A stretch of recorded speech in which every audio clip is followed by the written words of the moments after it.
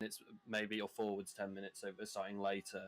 I just want to go through some of the general rules and stuff, just because this is the first time a lot of you have raced with us. It's the first time we're doing these sessions. I know some of you have been here a little bit longer, but we'll just get underway as well.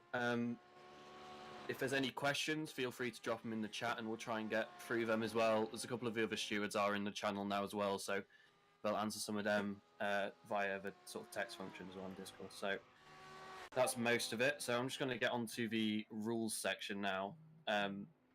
As you all know, it's single car championship, so some of you have already filled in the form and the rest of you will lock your cars in for the rest of the season going forward. You'll still have to select the correct car. If you do drive in the wrong car one race accidentally because you selected the wrong car, we will allow you to compete, but you won't score any championship points. Obviously, we're not good. If we see a pattern occurring, it's quite clear that some people are selecting the wrong cars because they don't care about the points. They just want to be competitive, and we're not very keen on that. So we'd notice that pattern, and that would result in a ban or be removed from the sessions if you were joining with the wrong car. Fuel tank is limited to, it says 40 here, but that was changed to 45 after iRacing's update with the tank sizes. So you all know that, which will essentially push most people into, it should push everybody into a two-stop, so bear that in mind while you're racing. Driver briefing, which we are now in, is of course mandatory. If you do happen to miss it, these are going to be broadcasted on the YouTube stream, which should now be live. So you can catch up with it. If you join a little bit late, you can just rewind the stream and watch from there. Radio functions, I think this might have already been stated in the channel. I think you guys probably saw me testing some messages, but you can't use your radio for anything that isn't important. So if you're trying to communicate with race control, that's okay, of course, because you're driving, you don't really have another way of doing that. But if you're having an incident with somebody, you need to stay calm. Do not shout at them on the radio. Do not use any sort of language, which we all know we shouldn't be using, especially because these are streamed and some of the radio messages will be caught and gone out on stream as well. So try and keep it as friendly as possible.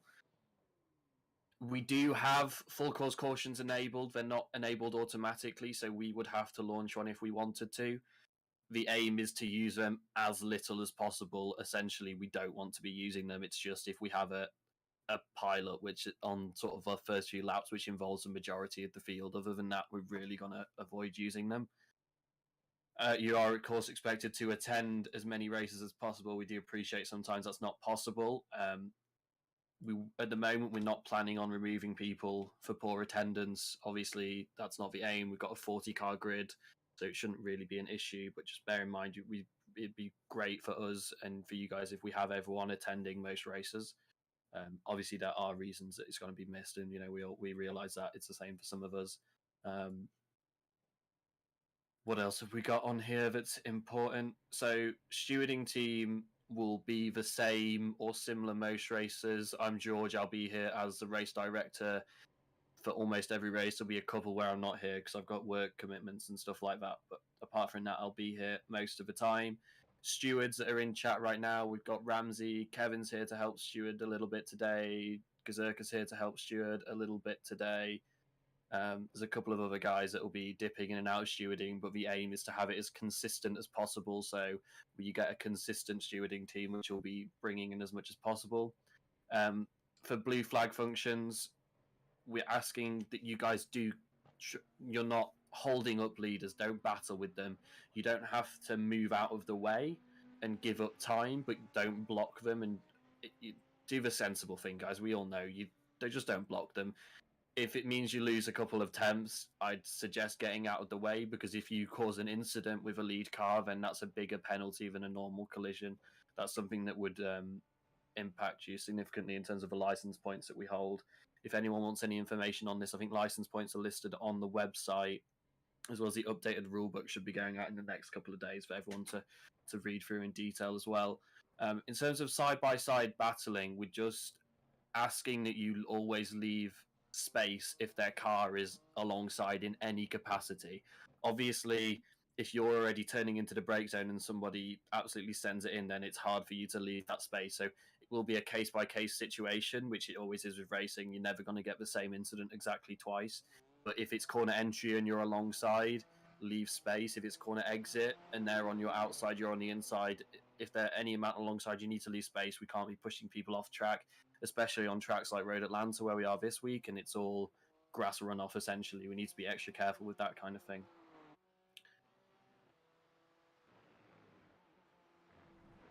Just to clarify as well, which is what I said, nothing's ever the same.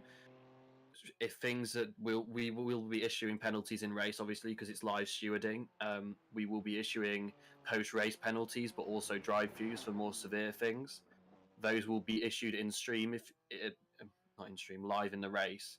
If you don't agree with that, you do have the right to come on the Discord channel, and I think in the iRacing channels, there's an opener ticket and then an incident report ticket, not a normal support ticket, but an instant report ticket, and then we can discuss it and take a look at it and see if maybe something did need changing. Now we've got more angles and stuff, because obviously in the race there's 40 of you guys, there's a lot going on, so we've got quite a few things to look at.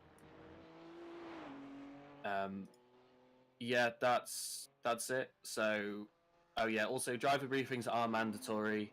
If we notice that somebody is never here and doesn't really know the rules because they haven't been watching the YouTube ones, then we will look at penalties.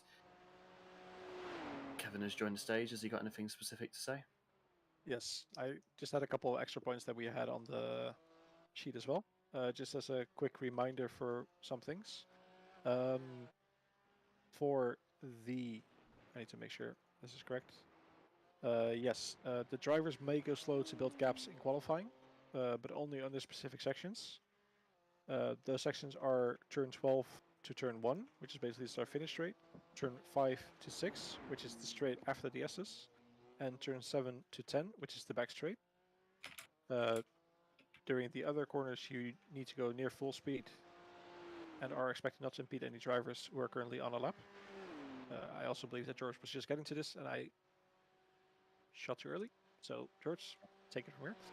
Yeah, so like Kevin said, these notes are going to get issued in a channel if they have not already, so you'll all be able to see them. But in qualifying, as he said, you're allowed to go slow in specific sections to build gaps, but don't impede anybody, basically. So the sections are between turn 12 and turn 1, which is the start-finish straight. Then there's the straight after the S's, once you, I think you sort of come downhill. That's between turn 5 and 6, and then the back straight, obviously, which is turn 7 all the way down to the chicane. So basically, on those straights, you can go slow. You need to be offline, though, if you are going slow, to build a gap to the cars in front. Make sure that you've got the distance that you need. So that's important. Once you've got that done, you are allowed to build a gap, but do not go slow in any of the corners, because firstly, it's dark today, so it's harder for people to see. I know we've all got headlights, but it is harder for people to see. You will also you're going to impede somebody if you're not going near full speed, so you need to be up to pace and not impeding anybody. If you want to reset to pit lane, that is allowed, but you need to do that in one of these slow sections, the straights where you're allowed to go slow. So my suggestion is, once you finish your hot lap, to do that on the start finish straight, pull right, make sure you're not going to impede anybody, but pull right offline, and then you can reset. Don't do it after turn 1, don't do it in the pit lane exit, especially pit lane exit. Somebody's coming out, it's really not great, because if somebody's coming out and you're parked there, they're going to have to dart left into the racing line, and somebody else could be coming. So don't do it through that section. So and if you're coming out of pit lane, you need to give way to any cars that are coming on a hot lap. Just stay. You can stay left. You know, it doesn't. There might end up being a couple of cars behind you also coming out of pit lane. Just make sure you don't come out and impede anybody. That's the word I'm looking for. Yeah, I think that's everything, unless I've missed something. I'm sure Kevin will find something that I've missed. So there we go. Oh, yes, one more thing. There is a broadcast of this, as I sort of mentioned. It's on YouTube. The link has been dropped in the social media advertisement. If you want to share that around to anybody that might want to watch, or if you want to have it on in the background to keep an eye on what's happening in the rest of the race. I know I often do that. If I'm in a race, I like to see what's happening with everybody else. So thanks everybody for joining. Have a good race. You will hear some communication throughout the race. I know when you're done with practice, there might just be a couple more radio checks from different stewards. Thank you so much for joining, and have a good race.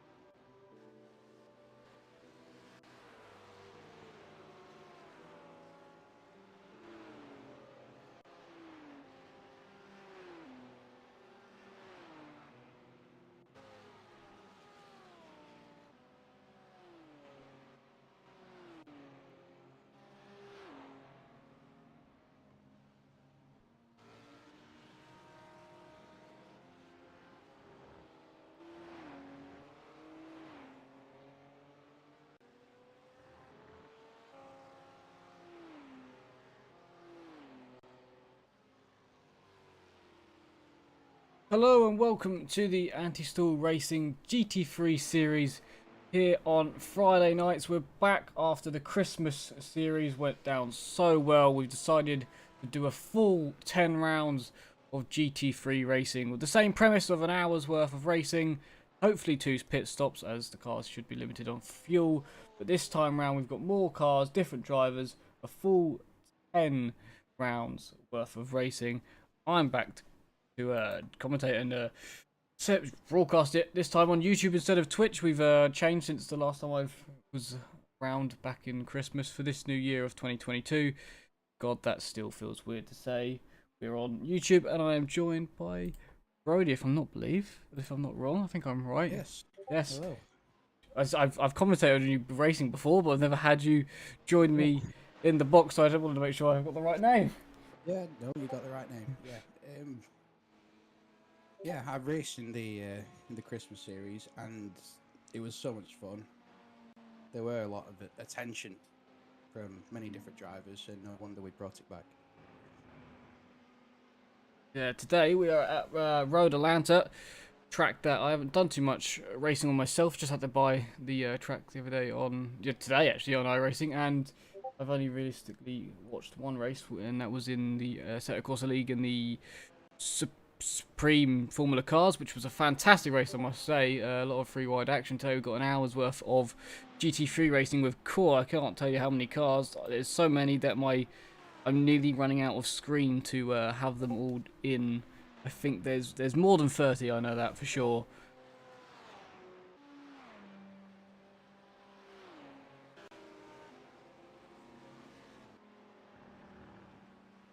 Some of them, I believe, if I'm not wrong, the guy at the top of the standings at the moment is the driver who won the Christmas series, I believe. I recognise the name. I'm almost 100% certain I'm correct there. I might not be, but I believe I am. Yes, there was another driver that was very quick, but he didn't do the full season. So I think I am right. And of course, they unlike the Christmas series where they could change car as each round came along, this time round they can't. Whatever car they are racing now, they are locked in for the rest of the season, and there's a massive spread of vehicles, I must say. I can't tell you how many cars are in.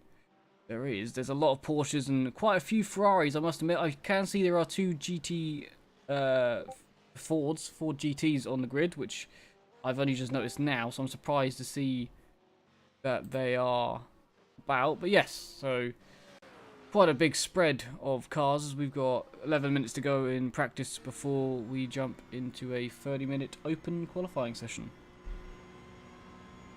Just to let you know, I don't think you can hear Brody on stream. Can we not? Don't think so. Can we hear you? Because you should be coming through the same...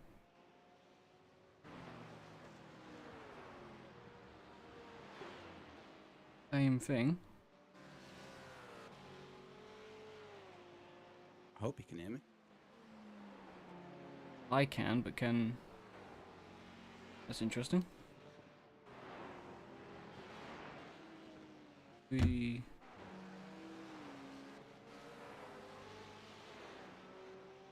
Interesting.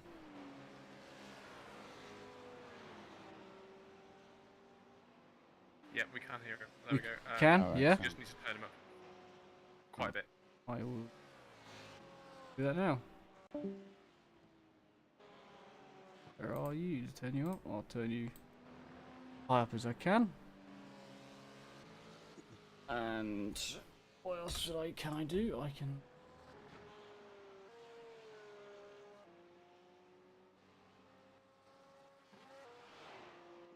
see if that helps as well. Turn it up like that.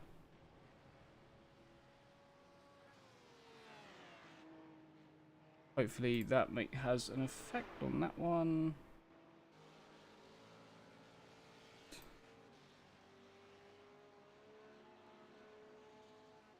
Yeah, time's improving. I think it's 33 cars in total at the moment, with now just less than 10 to go in practice. The car I'm on board with right now, number 31, is about to spin and crash, but I was going to say how nice the colours are as they do go off the road. It's lovely to me because I'm biased with an orange and blue liveried car, but that does look very good, that Ferrari, as it goes back to the pits.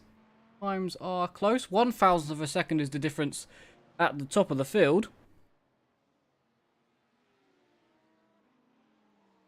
Very close indeed. I'm also seeing some very close packs in the middle of the field, which should provide some great racing. We can only hope as my screen's gone fully black. Let's try and find somebody to go on board with. Everybody that we're going on board with is in the pits. What about P7? There we go. Yeah, look at that. Yeah, you can, as you said, look what, P7, 18 flat, and then, oh, as I watch the car go well off turn one, does hit a wall. I think we're going to see that a few times during the race. All the way top to 19th, I can see on my list here, has done a 18.6. So that's P7 to P19 within 6 attempts. How long? Where did they get out? 22nd. So it's P7 all the way down to 22nd place, or within a second of each other. That is going to be a very close midfield.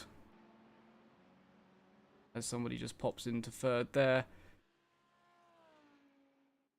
Ferrari, Italian driver, which is probably the third time I'm going to go on board with him, and it's not enjoying the fact I'm trying. There we go. It's the same livery as before, so we have a nice team of Ferraris in the blue and orange, and they're actually on track together there. That's synchronized, that is. That's cool to see. I think car number 35 and 33, if I'm not wrong, so that's cool to see. More people are still joining, so this is a massive grid of cars here for round one. That's a lot of cars. Can't wait for the track to lighten up a little bit, because want to see some of these liveries in the daylight. A lot of them out there, a lot of cars now, a lot of nationalities as well. I do feel we've got more, as there's flashing lights there. I think we've got more Ferraris than any other car, if I'm not wrong.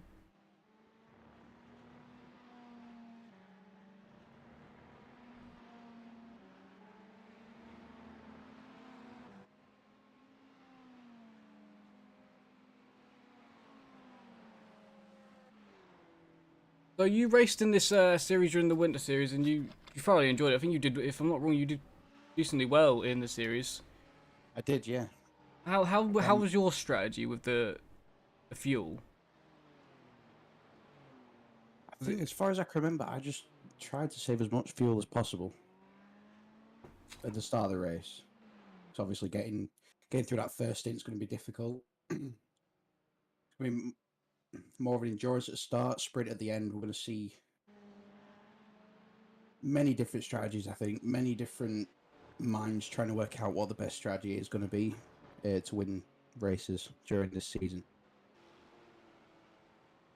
So when you say you were saving fuel, what were you doing in the car to save the fuel? What was the process there? I think mainly what I was trying to do was just tuck into the car behind in slipstream. That usually saves a little bit of fuel, but just not putting down the throttle where I didn't need to. Try and minimize fuel usage. Bit of patience behind and using the other cars. There's a lot of cars here to use for fuel saving, so see what they are. We've heard of at the beginning of just before we started the stream that the fuel tank sizes have all changed, so I do believe that means them will be limited to the same amount of fuel. Is interesting, because I feel like that means we are going to have a variety of different pit stops depending on who's in what car. So indeed, this could be a difficult one to predict during the race, especially when they have to do 2 pit stops. So Ford GT gets out of the way there in P20 and goes off the road. Bit of a slide there from Joel in 20th there. There's a lot of cars. I think we've got 34 in the end. We've still got qualifying to go, so people could be joining during that. The gap at the top has remained the same. Actually, it's ridiculously close. The top 3 are 6 thousandths away. So we talked about the top 7 to 22, or 22, I believe it was, or even more now, I think, being in the 1 minute 18s. But those top 3, that's not even 100th of a second covering. That's close. If this stays like this for all 10 rounds of the championship, we are in for a thriller. Yeah, absolutely. Oh, yeah. There'd be no way of predicting who would win there. And we've got an hour as well. If they are that close for the entirety of an hour, that would be brilliant to watch. It would be indeed. Not even like that's insanely close. Because then after that, a few 3 tenths back, and then a few more. But they're still close behind. Top 7, all in the 117s. Then after that, it changed to the 18s, and a lot of people are in the 18s. They got P8 all the way to 24th place in the 18s, and we haven't even had every car set a lap, and we still got qualifying to go. So some people could be doing heavier fuel runs than others as well. That's always a thing, who's on what fuel, but as I think P3 has just gone off the road and crashed as I got on board with them on the final corner, I believe. No, it's turn 1, so that's another incident at the beginning of the lap. So turn 1 seems to be catching a few cars out during this session. Speaking of incidents in the first couple of cars, we could see that, especially today in turn 1, race start. 35 to 40 drivers throughout the season, that could be absolute calamity. Yeah, it was. I remember in the Winter Series getting through Monza, so the first lap of Monza without any incident was quite an achievement. If we get through the first lap here and no car has had an incident or gone off, that is going to be fantastic. It'd be very impressive. It's got to be at least, I think, 3 or 4 cars have got to go off at some point in lap 1, because it'd be a miracle for all 35 cars to get around this, because it's not exactly a open track. Obviously the walls are decently close, there is a glass runoff, but the track itself, the tarmac, not the widest. It is indeed, yes. I wouldn't say 40 cars wide, so see a Porsche have contacted the current leader of this session, had a little incident there with P23 and decides to pull out, so quicker cars catching up to cars that aren't quite up to the speed of first place, but they came away cleanly there. A few more improvements at the top now, a few more people getting into the 117, so more and more cars are sneaking in. The field it's entirely close. I'm looking at all those lap times. I see 3 people in the 1 minute 18.6s, and it's just they're within thousandths of a second, just like the top 3, and that's Gauging great. my eyes now on it, I'm seeing P9 to P25 within a second of each other. Just 1 second. So that could provide amazing midfield battles. It could also provide many penalties for drivers who are not careful enough. Yes, yeah, now it's down to the racecraft, and I love watching the lap timings come up, because I'm just went from P20 to about P9 I clicked on, I think. And I'm just watching the times have to scroll down to find the driver. It's fantastic. We've got so many here. Qualifying starts in a minute and a half. Lots of different teams as well involved. Teams today, it was great to see how much a team really has an effect on this race. If you can use your teammate to your advantage, that could be crucial to bring a session here like pit stops and working things out and working together as a team with a pack this big. I feel like that could be a big advantage. I think we have a few teams. If I'm not wrong, I'm looking at one now. One in a BMW, one in a Audi. I think that's the Portuguese team, if I'm not wrong, and I am right. So, and that's P12, and I'm not sure where the BMW sits at the moment. I think maybe P6. No, oh, but there's quite a few of them, I think, actually, if I'm not wrong. And there's at least 4 of those in that team. Quite a few, and there's the lovely pink BMW from Paul Taylor. Yeah, so that's a big team then. That's a team of 4 cars. 3 of them in a BMW, 1 of them in an Audi. Interesting that one driver's gone different to the rest in the team. What was your preference for GT3 car when you did the Christmas series? What did you go with? I preferred driving the Porsche, just because of how stable it felt and how much confidence it gave me to drive at the maximum, be on the edge all the time.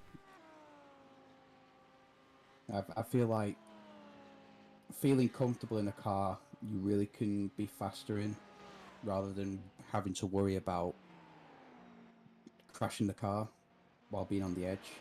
Yes. I feel like that's what's going to help some drivers, especially in qualifying with the low fuel loads. If you're really fighting the car on the edge, you are going to feel like it's literally a knife through butter. Yeah, makes a So massive fine. difference. I could never get along with the Porsche. I always had to go BMW or Ferrari. And something about the Porsche, I think it's where the engine is. I can't. It doesn't suit my style of how I approach a corner. I will. When you say it's, you find it steady and smooth. I find it the complete opposite.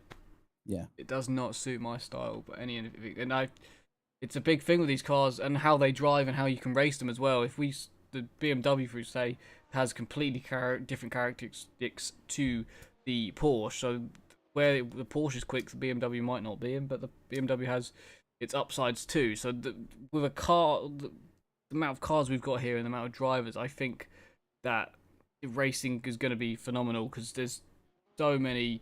As close as we can see they are in the timesheets. Now going to be in the race with these cars for an hour's worth of racing altogether. The weaknesses and plus sides to some of the cars are going to come out, and we could see some really good racing, especially for the season of 10 rounds. All of the tracks are quite different, I'd say. Just looking at the calendar now, we've got Super next, round 2, Barcelona round 3, Spa round 4, all completely different tracks, all different characteristics. Spa being a fast-flowing circuit, Suzuka has its high speeds, but its low speeds as well. Barcelona, really technical. Just those 3 circuits alone are really gonna show us where each car is strong, where each car is weak, where drivers are going to struggle, where they're going to perform well. And that's what they really had to hone and get on top of in order to be successful.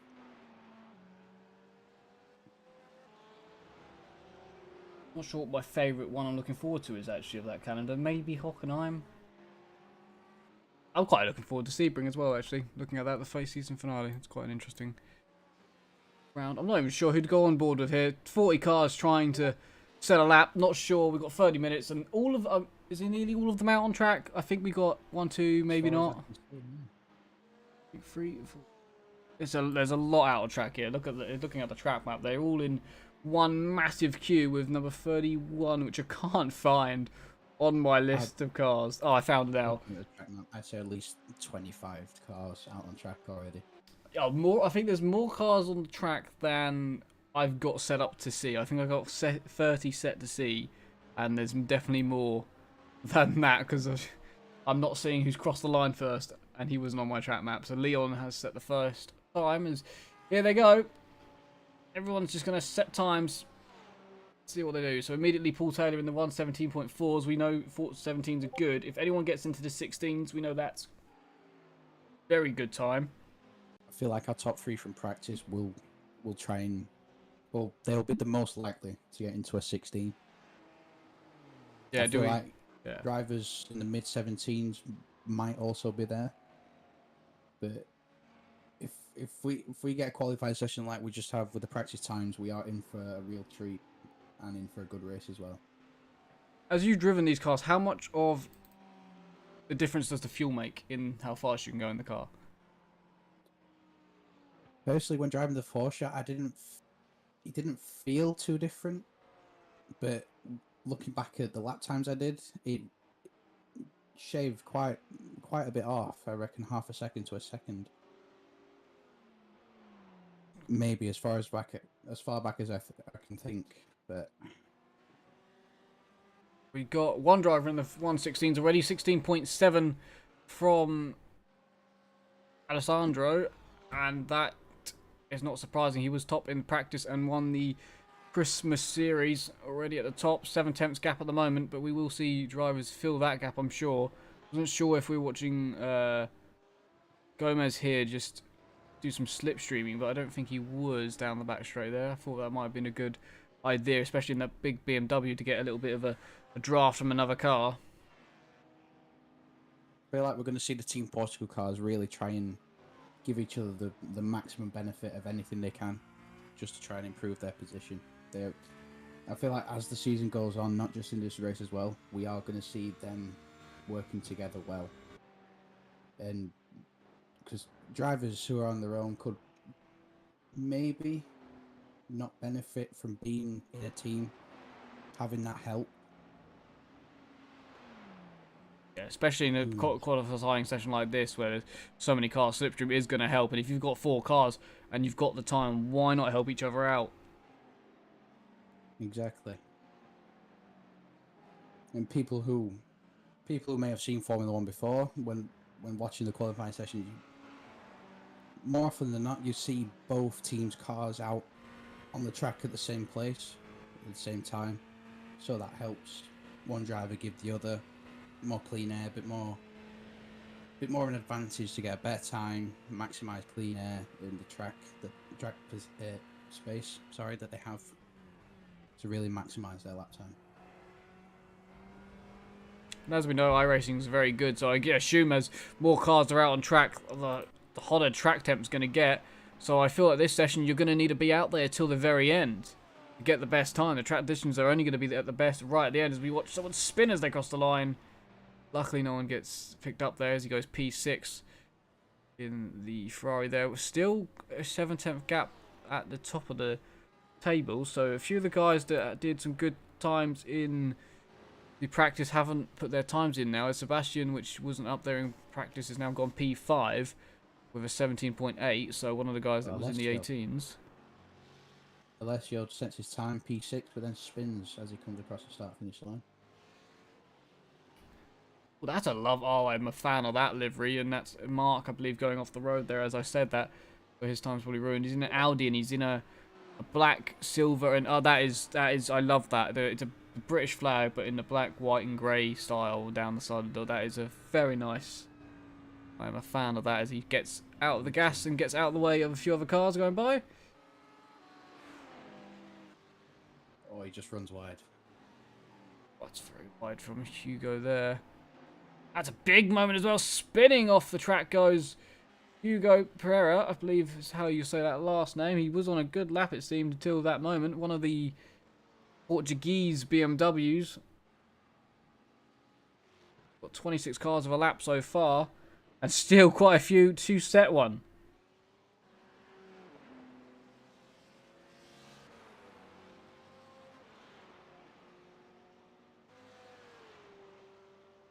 Benny goes P10 there.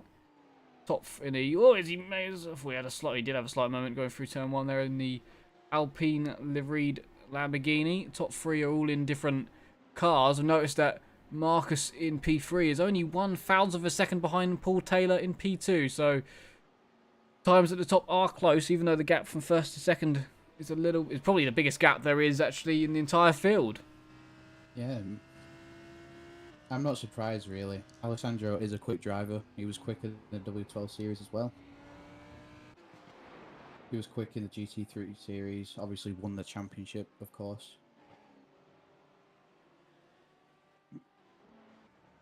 Cars everywhere going green. Quite a few cars. I think Benny had someone behind him there going quicker. I think Mark is going quicker than himself as he comes through the last corner. Someone going into the pit lane there. Out the way. What does Mark do? The P car number 16 crosses the line, goes P26. Well, P25 actually in the end. Him and a few others put some times in. Both of them doing 119 basically flats there. So it's just so close everywhere. There's been an improvement for P8. One of the Portuguese drivers has gone P8 there. Another improvement to P4. Justin. There's now second, third, and fourth all on a 17.4. They're all close. Very close. 36 drivers to race. And I'm seeing from around P7 all the way down to P25 is around a second, just over a second. So that midfield pack is more likely going to be the one to watch during the race rather than up front with how big the gaps are looking right now. As P2 now is done a 116.8, so the gap is now a tenth, or just under a tenth of a second for pole. I'm not sure how to say that name, but it's a Ferrari, and he's very clean drive apparently, with a rating of well, not an I rating, but a safety level. It was one of the Portuguese BMW's crashes. He comes across the line there. Not the best way to finish a lap from Hugo, so he stays actually P34 at the moment. But yeah, P2, it's less than a tenth, and he's in one of the Ferrari liveries. There's a few cars spinning. I think there might have been contact between P2 and Mark there in the first couple of corners. P2 waits nicely to come back on the track. I want to say his last name's Volcano, but it's definitely not, is it? It's Vulcan? I don't know how you'd say that. It's Italian. Top three are Italian. Yeah. Sure. I do have to point out that on the side of the Ferrari car there has the no war for Ukraine. So, lovely message to send on the livery there. Only makes that car look even better. Indeed, it does. I'm sure we all stand with Ukraine right now in these difficult times, with the despair and shock to what Vladimir Putin is doing right now. Yes. It's Something very you tragic. wouldn't think could ever happen in our lifetime, sadly has. Not at all. Something you hear about in history lessons, not live through. Indeed, it is. We have nearly got every car set up. We've still got 18 minutes to go in the session. I'm still finding liveries I haven't seen yet, which is fantastic.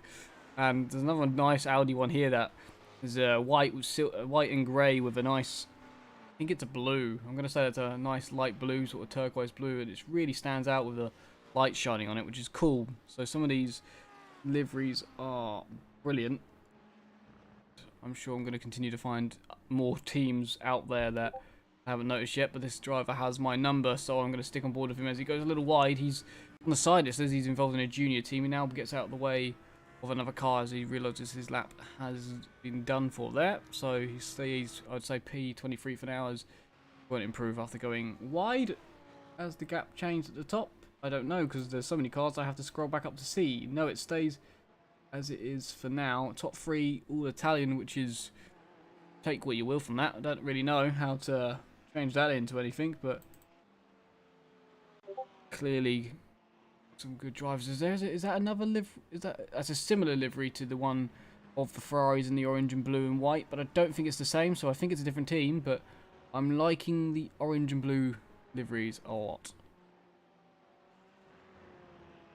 Very hot rear brakes there on the Porsche, which is awesome to see in the dark, of course. Really has a lot of rear braking on Porsche, I've noticed. Which is weird, because that's something I'd like to do on all my car setups. So for me not to enjoy that car makes really no sense. May have to drive it more. Yeah, I probably do. I did a few. I think I must have done a few laps and decided that I spun enough times to think about it, and Yeah. I was like, no, I'm not changing. It's the car. Can't be me.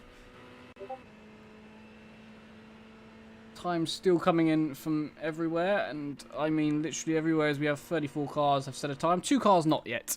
They might be starting at the back, and if they don't think they're going to get any higher than 30th, I don't really blame them for starting at the back, because there is a lot of cars.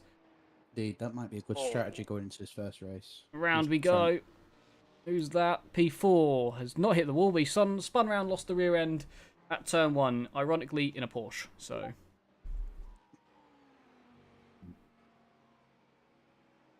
yeah, starting from the back, not the worst idea with this many cars. Car 53 round. Part of 53, Japanese name, I'm going to go with Akira. That seems... Iwata. What? Right, yeah. That seems actually dead on, yeah. I'd say that's right. Yeah. Should we have a go at P2? Want to have a go at P2's name? I'd say Gaetano Vulcano. Yeah, that works too. I'm alright with that. I'm going to say car 35 at points, but maybe at some point I might give that a go if I remember during the race. I feel like we're going to say his name a few times as he up there at the moment in P2. Coming back out the pits now. There's so many cars that I don't think I've even got on board with car number 3 yet. He's somewhere in the pits, so I can't actually see exactly what his car looks like, but any other cars I haven't actually got on board with yet. And I think there's a lot. Car 8, no, I have at one point, the nice black, no, it's blue and blue liveried BMW and P17. One of your more standard liveries, but still nice. One shade of darker blue and another shade of lighter blue. Benny goes P13 in the Alpine Lamborghini. Is he the first Lamborghini? No. First Lamborghini on my telemetry that I'm seeing is Justin Clarson's. Yes. Car number 14. P7. Indeed. I've noticed P3's tightened the gap up as well. Oh, and almost into the 16s now. 0, yeah. But he's also is he in head or behind? As there's a drifting BMW through turn 1 there. I'm not sure who it was, and I'm not sure if they saved it. But if they did, that was well held. So the Ferrari team here I'm not sure what team they are, but are they Italians, both of them? Yes. I think Alessio Di Stefano, car number 108. I think he's got the same livery on as well. Yes, you're right. I've just seen him. Yeah, so there's three Italians in Ferrari cars, all in the same livery, and there's 2 of them running together now, which is car 34 and car 20. 34, or is that the wrong number? It says 34, but I feel like it's 34. Oh, there's 4 of them then, if that's the case. We do have a car number 34. He's on track. Yeah, so there's 4 of the same liveried Ferraris. Is car 34 Italian as well? Yes, they're all Italian, and they're all in. That's lovely. So we've got 2 teams of 4 drivers, and 2 of them have found each other on the track. P24 Marco and P3 Lorenzo have found each other, and Lorenzo being the car behind here, so maybe trying to get a little draft around the circuit. And he has improved into the 16s now, so maybe by following his teammate, which is just about to spin in front of him, and they do collect each other. And that's definitely broken that suspension. As you can see, it's crabbing like crazy now after that. So Hippel off. He has improved to a 16.9. Nothing those 2 could have done there, but that is not what you want to see happen in the race at all. Not only has it broken the body, but probably a few friendship bonds in that group as well. Yes. He won't be following him again this session. No. As Leon goes P14, Jose just goes up to P8. Improvements everywhere. As I said before, probably want to be on the circuit at the final couple of minutes of this session, as the track is only going to get better and better as more cars. There's another car off there, a yellow Porsche, I believe. I'm not sure who, but I think P13 it might have been. Thomas? I'm not wrong. Yes, he's still off the track now, getting out of the way of cars, keeping out of the wall very nicely. Oh no, it's not even the same one actually. It's a completely different Porsche, but both of them off the road. And he has rejoined. It's a black with gold wheels there. E13. I have not seen that one yet, so there we go. I'm liking Leon's livery. Not just that he's an anti-soul racing livery, but the black and the white really does pop with the red wheels. It does stand out a bit. As Marcus goes P5, which is not one of the Italians, so who... P2 I think has gone off. Yep, P2 pulls off to go back to the bits. Who's Marcus in P5? No, he is, but he's not Italian. He's German. So either I got confused. He's second in practice. He was 1,000 behind Alejandro. Yes. How many of these Ferraris are there? Because that means there's 5 of them. No, it doesn't. No, that is the 4th one. Is it the 4th one? No, there is 5. There's 5 of those Ferraris, I believe. That a big team. And they're 2nd, 3rd, and 5th, and 18th at the moment. No, not 18th, 16th, sorry. That is, look at those. I can see four cars, P16 to 19, all on 18.1. That is brilliant. That's incredibly close for a mid-pack, as someone's crashed in the last couple of corners. There's a few now piling into each other. That was car number 92, so Thomas, and I'm not sure who sadly had nowhere to go and run into him there. One of the BMWs, I think. So, incident on the last corner going under the bridge. Still, how many minutes we got left? 10 to go. Approaching 10 minutes to go. For a long time here. Just seen all that on the stream.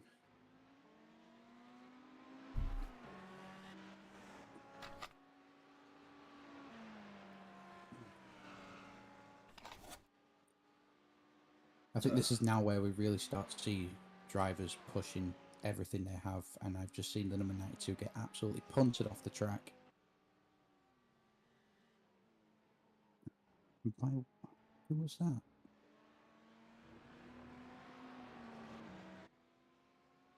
Elias Oh. German.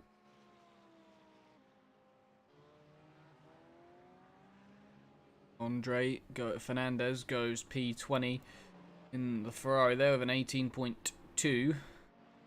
Joining that, well, you would say it's a midfield battle actually. Yeah, because we've got so many cars. P20 realistically is a midfield battle. That is just absolutely nuts. 36 cars in total. One car not set a lap, but he is out on track, and that is Michael in this light blue and yellow. That's a lovely liveried car too. Look at that.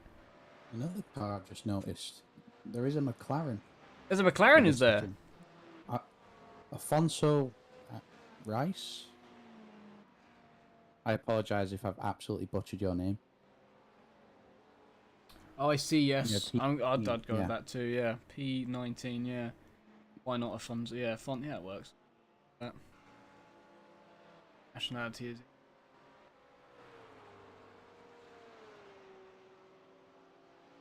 Warming up his tyres as well. I can see that. So, am I on board with him now? What nationality? He's either Spanish or Portuguese. So. Yeah, from Iberia. Oh, look at that fire spitting out the back. Portuguese, I think, because I think he's one of the. He looks like he's got the same livery as the Portuguese team in the BMWs. Am I wrong? No, Portuguese. I see the Portuguese flag on the front of the McLaren there, and on the rear as well. Much more clear on the rear. So everybody has now set a time as Michael goes P18. That's the lot. Oh, he slides through, does Afonso, and off the road he goes in turn 1. Keeps out of the wall though. Whoa! Somebody else joined him there in a BMW. That was insanely fast. That BMW has definitely hit the wall. 36 drivers have set a lap time.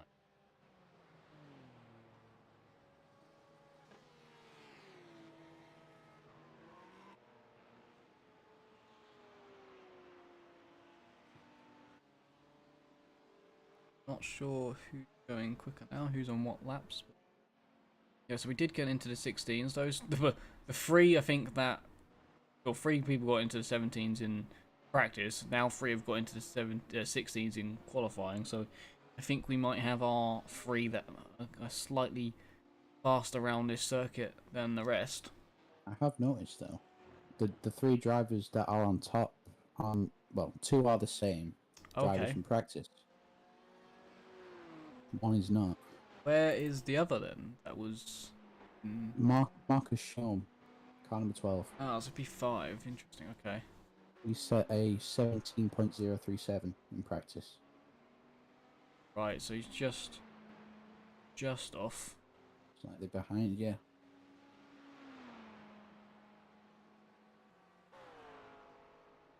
Car number 4, which blue and yellowed Ferrari here in P24. Going green in 2 sectors of his lap. See what time he can do as he comes around the last chicane, called 10A and 10B, because we're on an American circuit and that's what they do. Going through 12 now. And what time is he going to set? Does he improve from P24? He goes to P23. Does an 18.2. Put himself there. Nice improvement. Gets him another place. There's a car there driving past an Audi with some damage on his bonnet. Be surprised that he hasn't just gone back to the pit lane, but we do have enough time for him to. Just under 6 minutes to go of qualifying.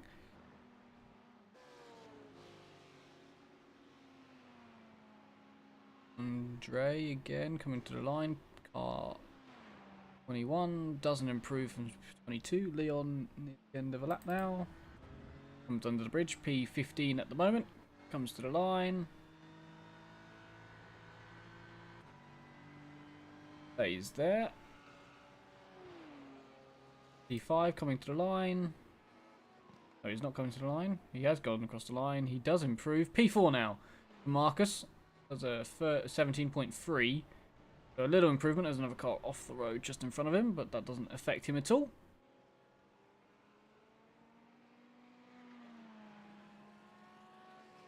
That is a lot of cars to scroll through. So one Porsche in the lead, followed by 3 Ferraris, and then another Porsche. P19 looks to be improving on Michael. Guy who set the last person to set a lap in this session. Currently P19, looking to go a little bit quicker through the first 2 sectors of the lap. Sandro seems to be on a quick lap. I'm not too sure if he is or not.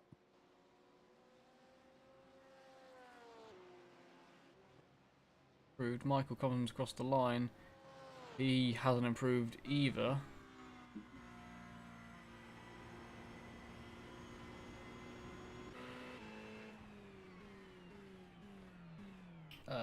Car number 31 has gone P12. He's also in the Ferrari liveried blue and orange car, I believe, there. But he's English, not Italian. How many are there in those colours? That's 6. I've seen a lot of those cars. There is a lot. I was thought just there's one even in an Audi liveried spec of it. There's loads of them. I'm gonna have to work out their team name because we've got to change for pole. 1 minute 16.7. Oh, there's like cars everywhere at turn 1. Less than a tenth, but goes to the top of the sheets with 3.5 minutes to go. Going perfect times at the moment, though. Can he get back? Here he comes to the line.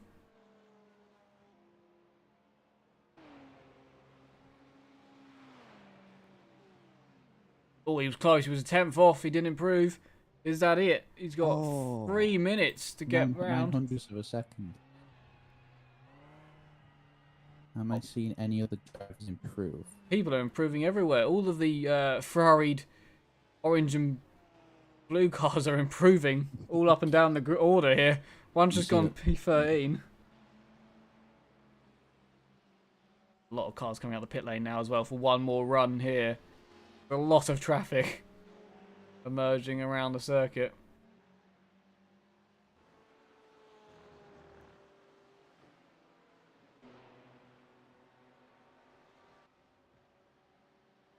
Outlaps for a lot of the top 6, it seems.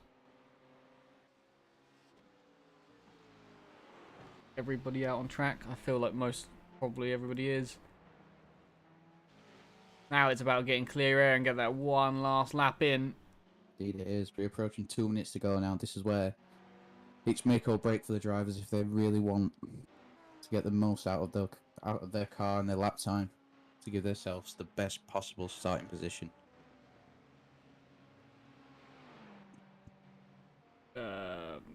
Gautier? Oh no, I'm not sure how you'd say that. Gienski maybe is how you say that. He's just gone off the road and hit the wall, but he does go P20, and that will be his final best position on the grid. P20 there, the blue and yellowed Ferrari.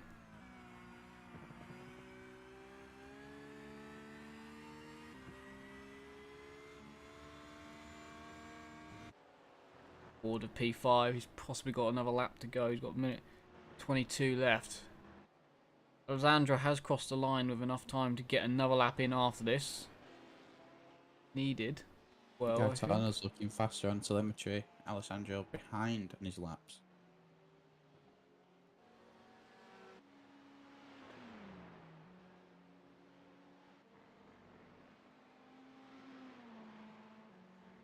Justin's just gone P5.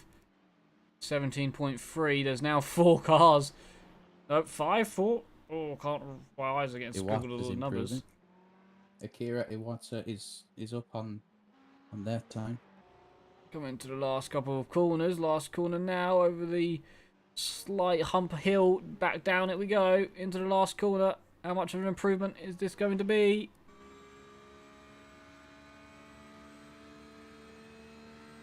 Just not by about, not even a tenth there, but still got another. Doesn't sound like they're lifting off at all. Going for another one. Worth noting, Alessandro's. He was looking up on his times. As I say that, he's back to 0. think everyone's got one more to go here.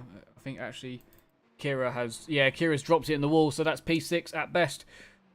For the Japanese driver, checker flags out. Number 17, he's up on his times, showing flashes of purple. And his telemetry's going down. He must have crashed. Yep, he's off somewhere. Gone. What about P10? Can I find anybody to actually go on board with? P10 coming across the line. 17.7 stays there. Top 2 are up on their times, as it shows. So is P18. Oh, why is it every time I say that, drivers, the telemetry just goes down? I think it's down to literally, as you said, P18 and the top 3 are the only ones I think left on track. And Michael didn't improve, just little matches time stays actually P19, so it's now down to top 2 as third is gone off. So here we go, it's down to Alessandro, which goes into the pits. That's that then. Pole will go. Well, let's see if he improves as he crosses the line. No, it doesn't improve. Wow. A pole has been decided by 900ths of a second. Was 0.091. That is, and the top 3 covered all within 10th. And a half. That's... Wow. That Wow. was an exciting qualifying session. That was, yeah, it was brilliant, that.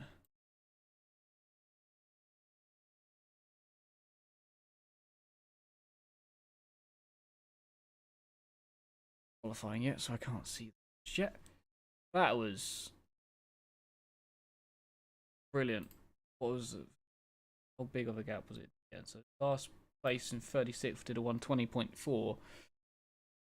So 3 and a bit seconds maybe, just under 3 and a bit to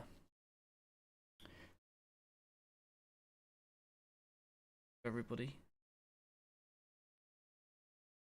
Let's get, I'll see top 18's times. 1.2 cover the top 18 there in qualifying as everyone now goes up.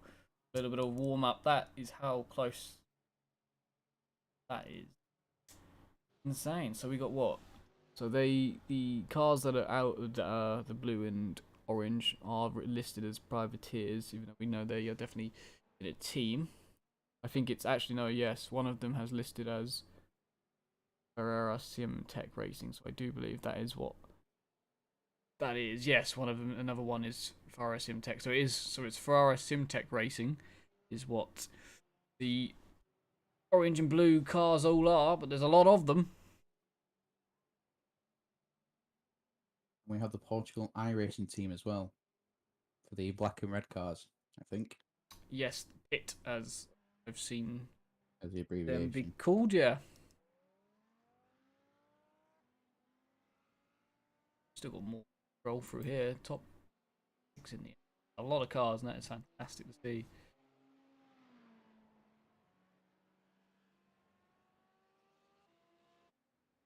.7 seconds covers the top all of everybody. The entire field. 2 seconds covers the top 28. That is astonishing, actually. That's brilliant. What you want? A lot tighter than I was thinking it was going to be.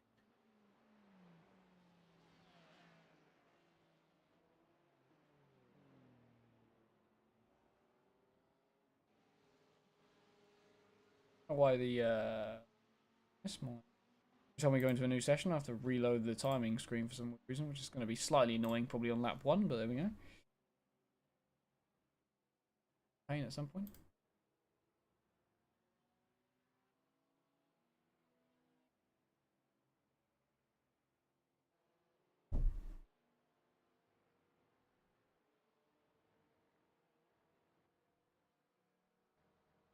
In there, good.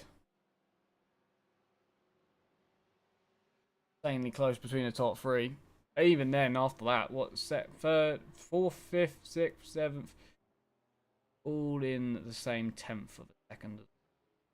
Could even realistically add 8th to that. That is, could be some race today or absolute chaos.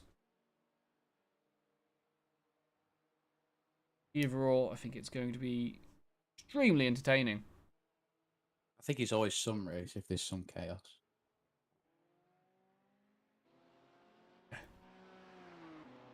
Chaos, entertainment, excitement, All the same. all makes a great race.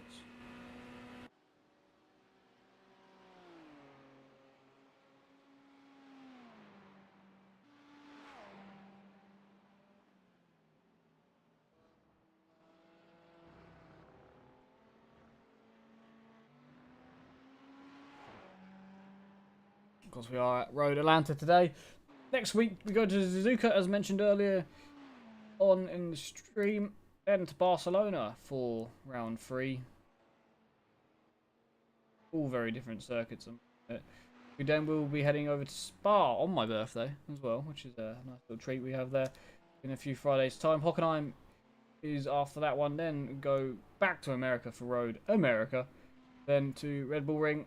Watkins Glen will be the round 8 of the series. Imola for round 9, and off at Sebring for this season.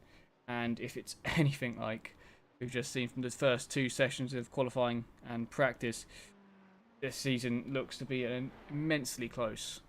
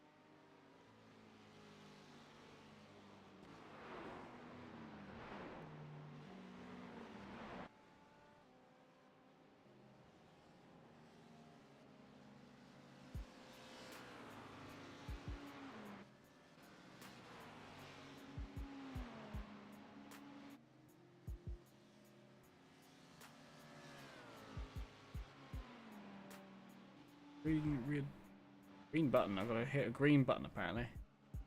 Probably got asked that to do that a while ago. I've only just seen it now. Where is this green button? Ah, there. Reload.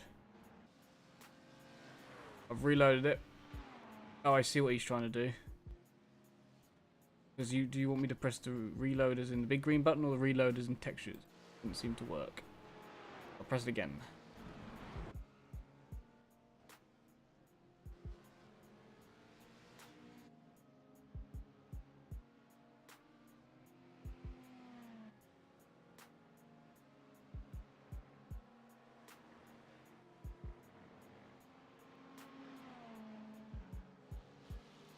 Brody, what do you think? Who's going to win this one? I think there's a couple drivers who are as we've seen from qualifying, Gaetano and Alessandro, both really strong at the sharp end. Lorenzo, he's close behind. He could always put a challenge through. I've not seen Gaetano race, but I have seen Alessandro race, and he is a really quick driver. So I think if I was to put my money on someone, I'd put my money on Alessandro. Yeah. Okay. Safe bet after winning the Christmas series. Indeed, yeah.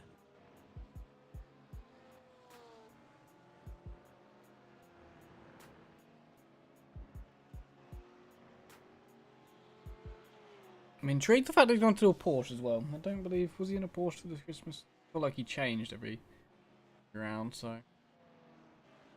Cool. But yeah, of course that rule not being allowed. Once you're in a car, you're in it.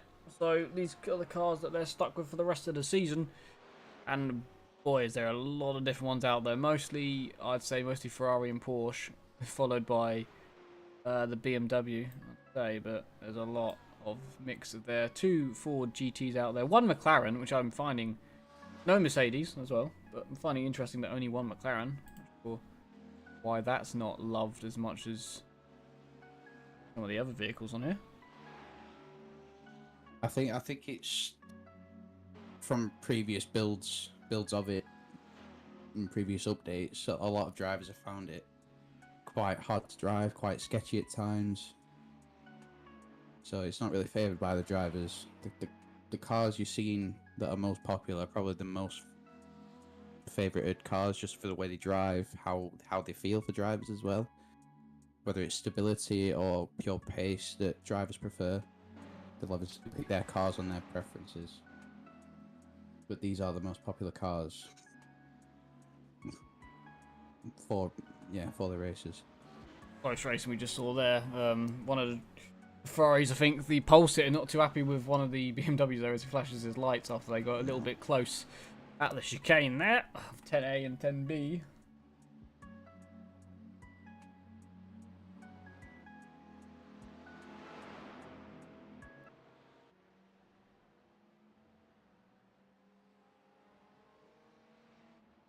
Continued to flash his lights for a little while. He's actually staying right on his backside there. Really in his mirrors. Wow. We can see now how close you can run. That is very close. Nearly pushing him up the hill. Side by side now. Gonna go for it. Only practice. Warm up, and he does. Lovely to see. Running very close. Probably worth pointing out, if you've just joined us, welcome. Just currently in a warm-up. We've had practice. Car number 5 has topped that, Alessandro Izzo. And he also was actually second in qualifying. Car number 35, Gaetano Vulcano, I'm going to go with. Top qualifying by... it was 1,000th of a second, wasn't it? In qualifying was 900ths of a second. Practice was 1,000. Yeah. My mistake. So we're just currently in a warm-up. And this should be checkered flag now. There you go. We're approaching our 1 hour race now.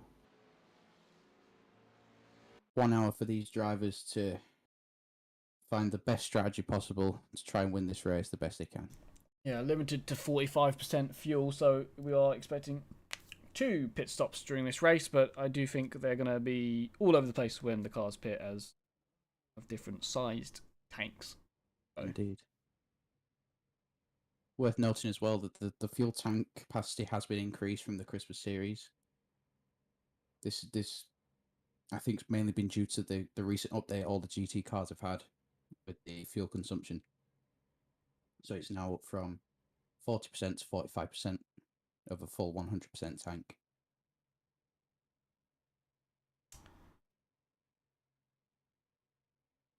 So here we go then. The grid is set. They will have a warm up, won't they? Or am I chatting? No, they will, of course they will. It's GT Racing. Yeah. We do have a little bit of time to get through this 36 car grid, but we do have the top 2 then. Both Italian, not in the same team though. We have, as you said a minute ago, what, Guento? Go with that. The Italian with 1 minute 16.7, only 900ths faster than the Christmas series champion of Alessandro in a Porsche, followed by a teammate of Gretto in Lorenzo in P3, just a 10th off, so the top 3 very close in qualifying. A little bit of a gap back to Marcus in P4, another teammate of the pole sitter and 3rd place. Justin in P5, followed by Akira in P6, Jose in P7, and Paul Taylor in the pink BMW in P8. P9 is Stefano, in which if I'm not wrong, I recognise from... I feel like I'm not wrong. I recognise that name from the Christmas series, I think, in P9, followed by Marina I've got to say it's not Martin, it's Marina, I think, in P10, by Thomas in P11. P12, that's he's an English driver, so you would assume I can say the name, but I'd go with Massimo there, Massimo Berta. Massimo, yeah, I was looking at it going, that's right, it's English, but apparently I'm not. And that hasn't forwarded like I thought it would forward. Why has that not moved? Please scroll, and it's not scrolling, so me trying to see the grid hasn't worked there. because it won't let me see the rest of the positions for some weird reason. We're coming around. Excuse me, please let me... No, we're not going to let me show the grid. Interesting. So we got to P12 and it won't let me show the rest of them, which is a bit weird. That's not... I'm to read the rest of the field out. If you can, please. Yeah, it won't let me show them for some weird reason. So, P13, we have Marco. P14, Sebastian. P15, Jorge Gomez. P16, Miguel Cordero. P17, Leon. P18, Andre Fernandez. P19, we have Michael. P20, Benny Feege. P21, Gertz. P22, we have Marco Andre Pinto. 23, we have Afonso in the McLaren. P24, we have Eduardo Fava. P25, we have Joel Amos. P26, Elias Stromer. And the race gets underway. And they're away, so we will get to the rest of the grid, I'm sure. There is a lot of them. But it was a good start, and I think clean from everybody at the front. See further back, it's gone on board for some weird reason. I'd like the blimp view to see. It does look clean from where I can see. I think everybody, is it clean? It hasn't told me anyone's spun, so I do believe that we're completely clean maybe throughout the whole field. That should be fantastic. Oh, I think there's a little error. Oh, there's a spinner on his own. Behind. Justin, no one has collected him. And that's all the way to the back. So we got through turn 1 without an incident. Yeah, that was very well done by further on the lap. By everyone there.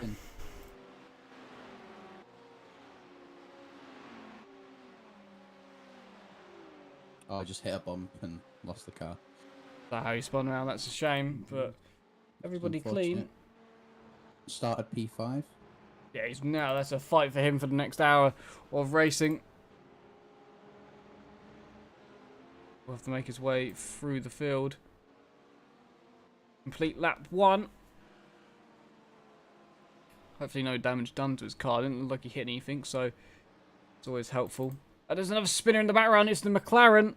McLaren's gone round with Alfonso, I believe. No, that's not the right car. It is the right car, isn't it? I can't find him. I've got him still racing. He spun round. If it was him. Yeah, it's Alfonso has crashed at the last corner. Got back going now. Fortunately, I think he's just spun on his own there, losing the rear end.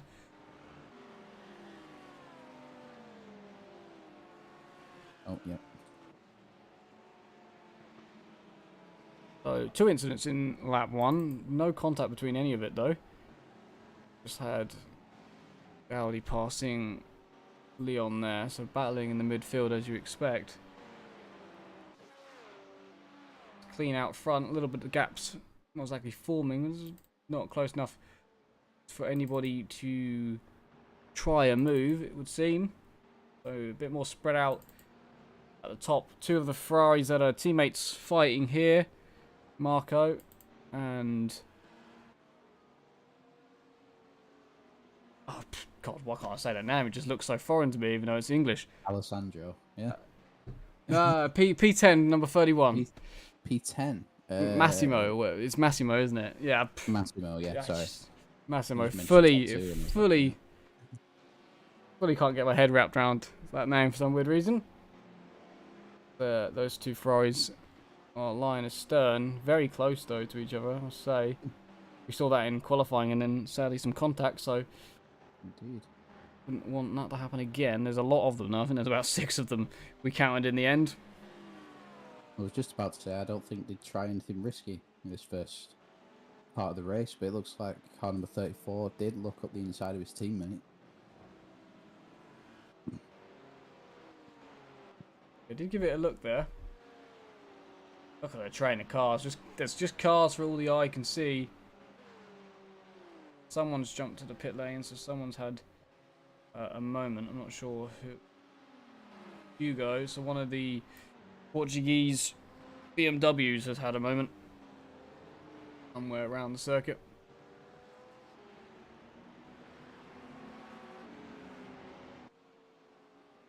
Close this is now. Between Benny, Michael, and Mikel. And Benny's gone for it on the inside. Here we go into turn 1. Little bit of a move into the brake and covering him off there. Can the Porsche go around the outside of Benny? Oh, this is tight. Have the inside for the next corner. It will be the outside again for the next one. He might have to give up. He's still going to have a nose there, Benny. Oh, they were okay. A bit of contact there. He's got the move done. Oh, Thomas has spun round. I don't know how he did that, but Thomas has spun round. He's got massive damage to the front of his car, so he's had an incident maybe on his own. I think he was running around 6th place there, but there's some big damage to his car. Indeed. No one else. There is a Lightning McQueen car. There's a Lightning McQueen car. Where's that? There is a Lightning McQueen car. I can't see the number. How have we got all the way to the race and not spotted that for any of the sessions? That is... I'm just trying to look. 2 Polish team cars here. One in a Ferrari, one in a BMW. For P14. Car number 95. Sebastian van den Heuvel. Oh, Has wow. the Lightning McQueen livery. That is definitely going to be a fan favourite. We'll go find that now and have a look. Oh, look at that. It's a little smiley face on the front of it as it comes towards me. How we've missed that. That is brilliant. See, as... I thought I was being stupid earlier. I thought I saw it earlier during qualifying.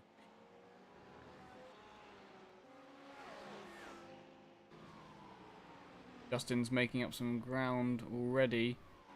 We're trying to. He's now in P26 behind Thomas, which has had an incident as well. So, trying to make some ground up. Let's see what's happening at the front as all my timing goes nuts. So, it's trying to work out who's where. I think they're all still as they were. How close is the battle between Benny and... Oh, it's still going between Marco and Massimo for P9. Still lining astern as they were, as Mark just goes up to P25, I believe.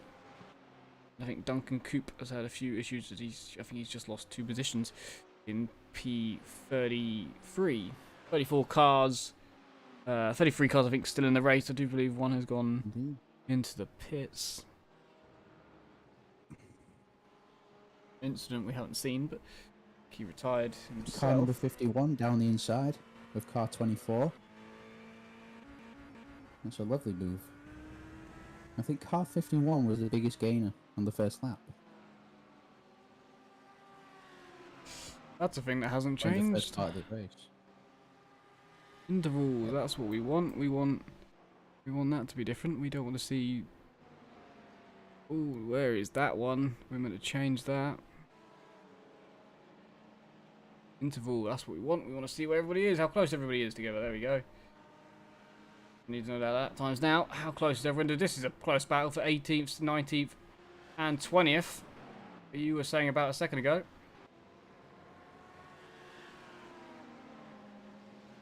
A little bit of damage on the rear end there of Marco's car, so I'm not sure who's giving him a tap at some point, but he's definitely had one.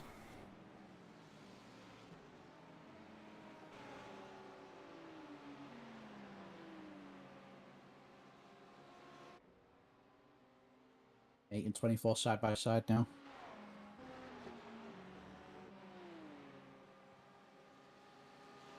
Oh wow, that's a That was a clean, I would say. that's a dominant move down the straight, isn't it? So interesting, BMW. The Ferrari behind may look to make a move as well. Follow the BMW through. Yeah, that Audi's going backwards there, and that Ferrari's already looking all over the curb.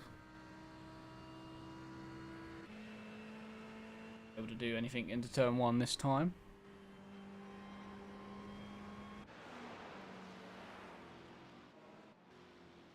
Nice, close there with Manuel.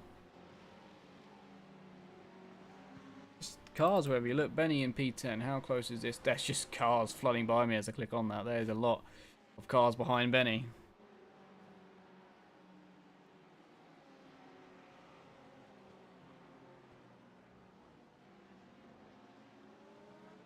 Well, he's gone a bit deep there, Benny. He's not gone deep, so he's gone a bit Indeed, tight, hasn't he?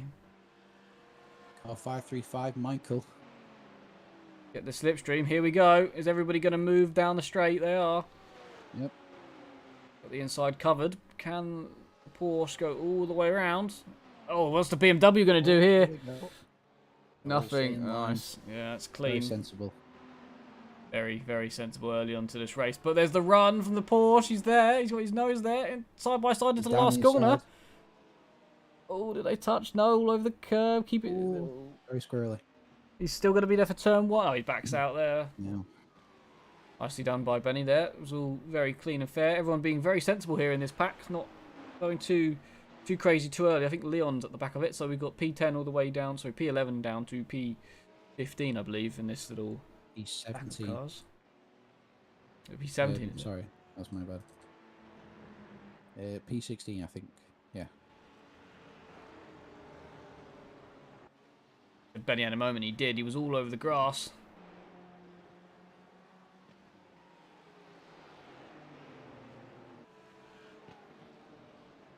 I think Justin's had another moment as says he's fallen to 32nd place again. So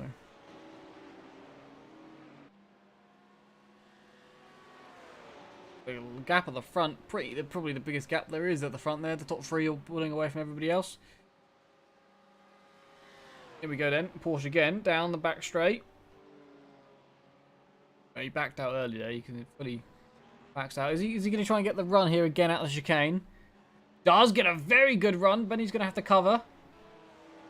Benny this time covers it early, so no side by side through the last corner this time.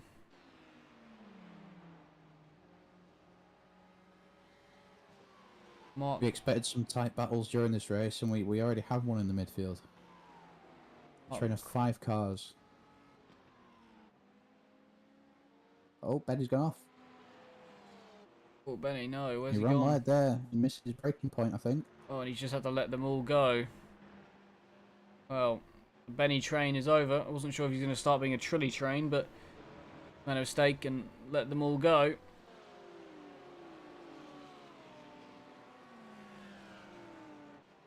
See if this pack can now catch up to you up the road.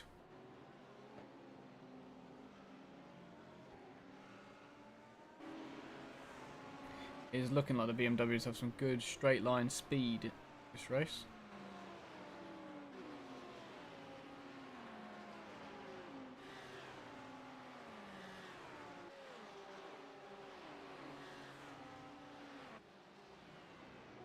Coming off them, just.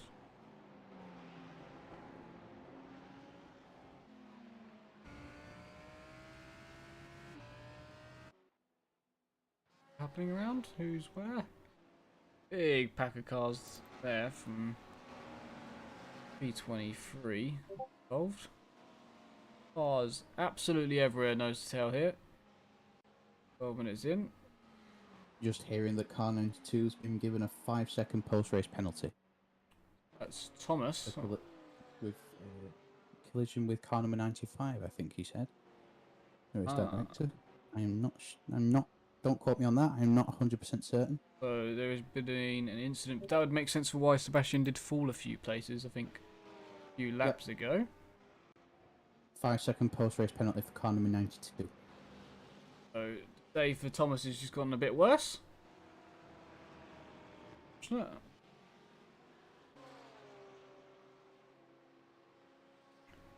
Well, who's winning? This man here. Bit of a gap. 1.7. Not really shifting too much, that gap. Just sitting around 1.7 seconds. Yeah, very true. Grito? Is it Grito? How do we decide we should say it? I'd say Gaetano. Gaetano. Leading the way, got pole. Got a good start. 1.7 gap, not too big, but reasonable, comfortable gap. First 13 minutes of this race. I wouldn't expect to see that increase too much in this first part of the race. Obviously, drivers just want to be careful, find out how the car's feeling, how it's handling, how it's reacting to different inputs on the steering, the throttle.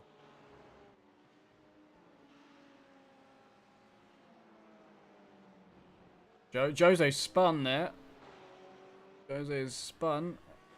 And he's fallen to P7. I think there was another spinner, maybe. Or there is been. Porsche of 812 has had a moment. He's now dropped down to 15th place. I'm not sure if they were together at all on the road. I don't think they were, but 2 cars going off. Not too much damage, doesn't seem like it anyway, but 2 cars falling positions. Jose fell 2 positions there. Immediately lapping a car.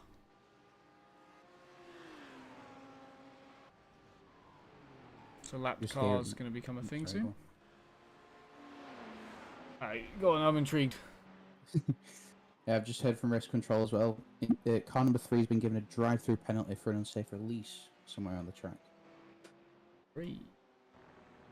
Riccardo Spaggiari. Yeah, I definitely have not seen that one. Him. So he's involved in a battle here now, and he's just... Or is he being lapped? I think he's just been lapped there by a few. He's got a Vodafone livery, that's pretty cool. His day is going to get worse when he has to serve that drive-through. Benny's day, has he pitted or has his day just gotten really bad? What's happened to him? Because he's now down in P23. I know he went off, but he wasn't... Let's have a look. He's now behind Sebastian, like...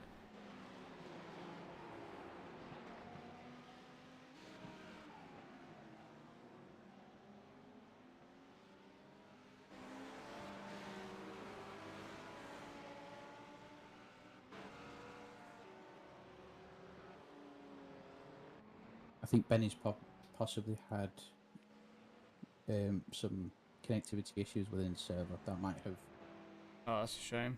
resulted in iRacing not registering on the track properly.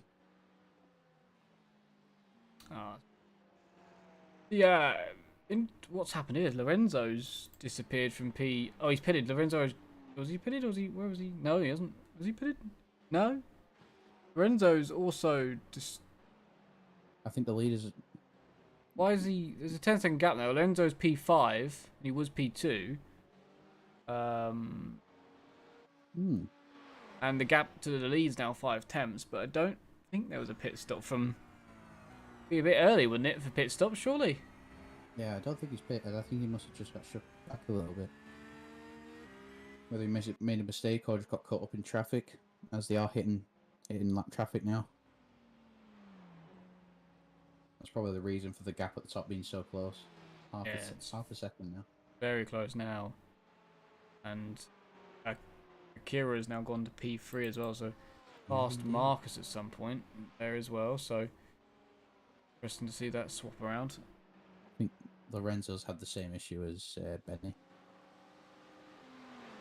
I'm just thinking just a bit of a replay, and he's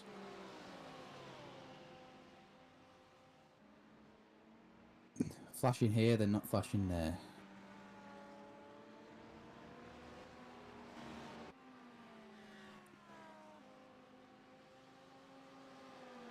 Big pack of cars from P20 to about P24 there. And Sebastian to the outside of turn 1. Although I don't think that was going to overstick, but been brave to try it. It's a 5-car train here, it looks like, or he's... Bit deep there from the Ferrari. Could be a run from Sebastian through these next 2 corners. Benny Fija also on the back of this. So hopefully he can try and gain some ground on what he lost. Sebastian...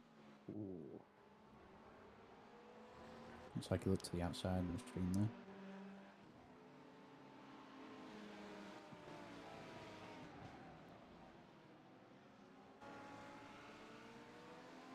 If you can do anything into this corner down the back straight. He's trying to get some slipstream. Gonna pull to the inside. He's closing, pulls to the inside. There he goes. Alongside now as they break. He breaks later than the Ferrari, and that is a move done. It's a wonderful move. Elias Strummer just got passed by Nigel Stock there for P21. All of that. Benny is just behind.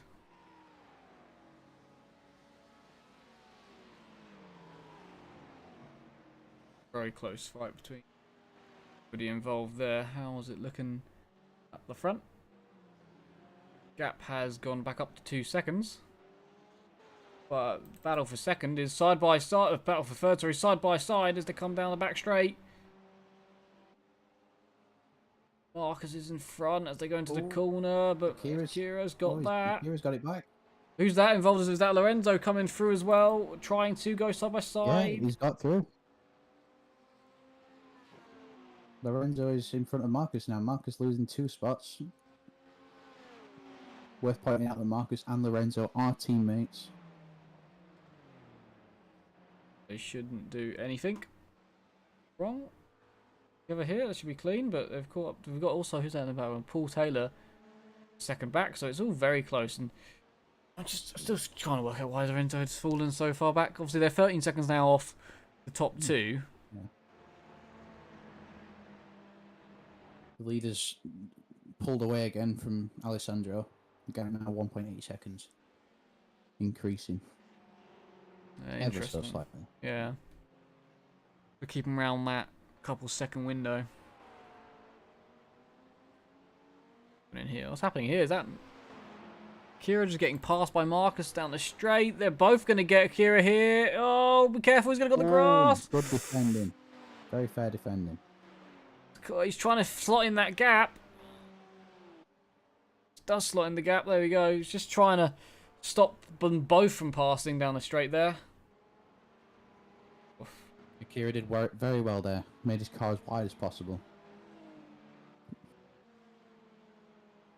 Definitely the widest Porsche I've seen. I wonder if the gloves are going to start to come off here, as we are 20 minutes in. I think car number 92's day has just got even worse than what it was. He's been given a drive-through penalty. Oh, yeah. That's not. He's hit a back marker. Who hit a back marker? Marco hit a back marker apparently. So car 24 hit a back marker, I think. So, or he. Oh, sorry, he hit a back marker. That could be. That in reference to. Could be in reference to me asking the question about Lorenzo, maybe. Well, hopefully Justin will get back to us on that. Sadly, Justin out of the race, I believe now, but is part of that team, if I'm not wrong.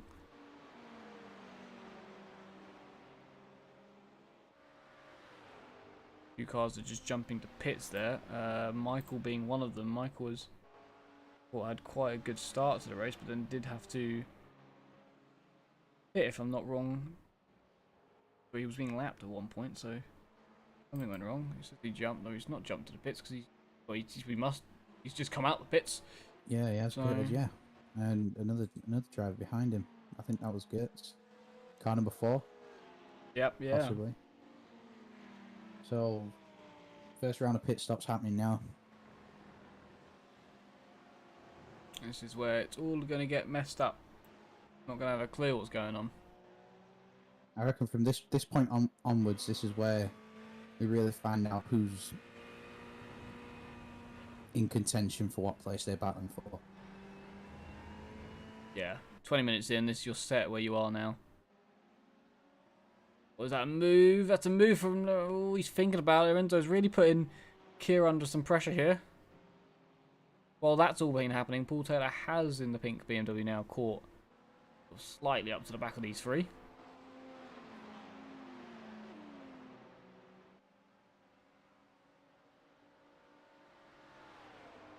It will spread out this time, so I don't assume any fighting into the... It's called into the pit lane. Apparently, come to top 2. So here they are. They're both in. First and second are in the pits. Yes. Does everybody follow them? Let's see. 1 car in. There we go. 2 cars in. Akira doesn't pit, but the other 2 do. And so does Paul Taylor. Is everybody coming in then? Here we go. Yes, yeah. Here we are. Then this is where we find out. Marco's in 2, Jose's in 2, Massimo's in 2, George is in 2. Miguel's in 2. Is Micro in? Oh, sorry, one of them didn't. That could be a back marker that didn't pit there. And Eduardo. I think everybody, apart from Akira, has pitted on the lead lap so far. Yeah, that's insane. Sebastian. This could be beneficial. Sebastian didn't pit. Heartbreaking. Wow, this Correct, is. yeah. Here we go. So Akira and Sebastian didn't pit. Note, both of them are in Porsches.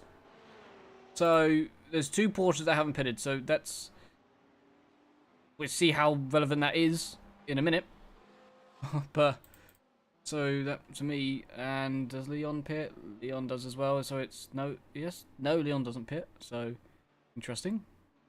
But most of the field has. Sebastian up to 4th now until he does pit. So where is Akira? Coming now. Round and into the pits. Yep, into the pits. A lap later. Now, how much of a lap extra fuel? A lap extra? Extra, isn't it? No, it's a lap less. Yeah. Or extra. Overcut. Extra. How much of an effect will this have? He was in a battle with the 2 Ferraris. I'm wondering. Where the strategy comes into Gaetano that. comes out the final corner, I think, now. So he's through. Alessandro through now as well. There's Marcus. Through the chicane now before the final corner. Sebastian now pits. Nigel as well in the Ford GT also pits. He went a lap longer. Marcus coming out the final corner now. Akira might have lost out here. Akira's still in the pits then. Oh, there's. Oh my god, I've just noticed. Paul Taylor got in front of Lorenzo in the pit stops. Is Akira still in the pits? Oh no, Akira's just come out now side by side with Marcus. Just lost. Well, I wouldn't say lost out because it was Just behind lost out, Marcus. yeah. Was lost behind Marcus as when they pitted anyway, so not really lost out too much. But the only loser really at the moment is Lorenzo losing out to Paul Taylor in the pit stop. So extra lap there hasn't really. Well, we haven't seen a difference now because the pit stop Not really window too they've much, stayed the yeah. same. But see if that has a bigger effect near the end of the race. I wonder. I wonder how much of an effect did that have on the battle of Sebastian, because Sebastian was in a good pack of 5 cars and decided to stay up a lap longer and has now come out as there's a car off in front of him. It's Stefano, one of the Ferraris, now rejoins safely. Yep, safely, all good. Indeed, yeah. Nigel Stock's just come out the pit side by side with an Ups Ferrari. Manuel, yep, Manuel. More cars there. There's a Lamborghini involved there. I think it's Benny. It is Benny. Just has to back out there. Fighting absolutely everywhere you look. What's happening with the battle at the front then? Lorenzo has got Paul Taylor immediately then. Wonder how he's done that.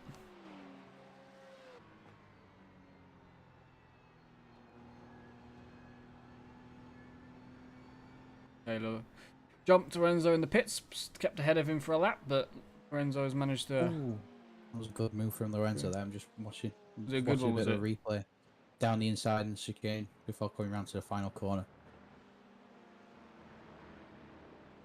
I don't think Paul saw him coming into the last second where he avoided him.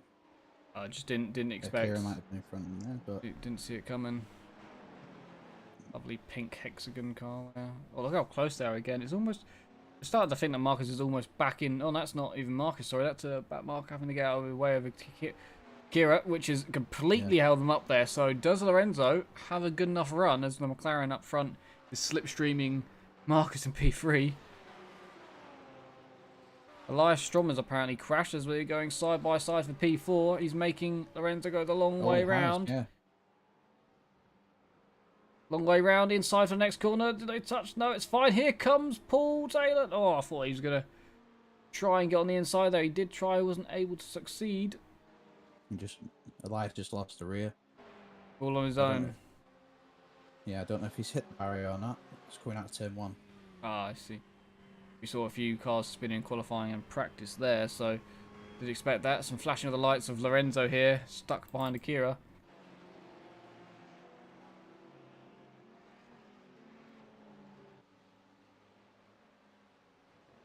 Yeah, he's definitely stuck as he watches his teammate of Marcus pull a gap. They're now 20 seconds behind the leaders. Leaders are getting a gap to the rest of the field.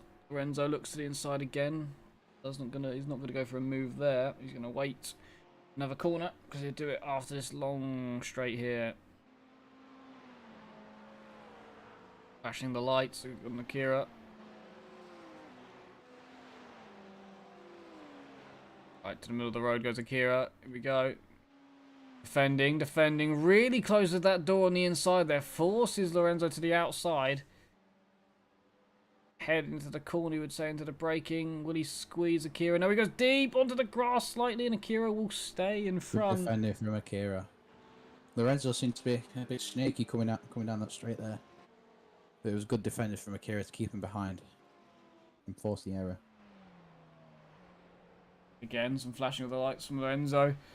And now Paul Taylor's on the back of him here. Yeah, Paul Taylor's back on the back here.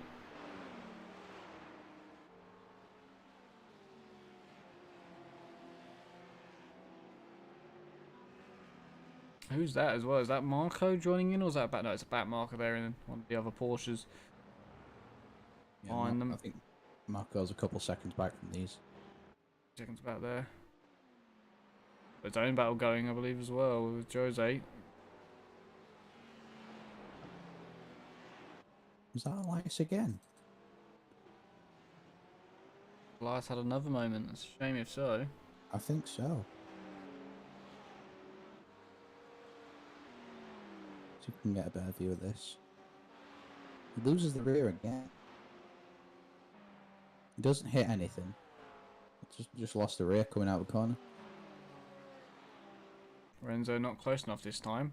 Well, he has to think about it. That would be far back. The room was left and would have been extremely far back move to pull that one off. But maybe getting a little impatient now. Stuck for a few laps behind Akira. I think Marcus has checked out on this battle. Yeah, fully checked out. Gone. After the pit stops. A little bit of a slide there from Paul Taylor.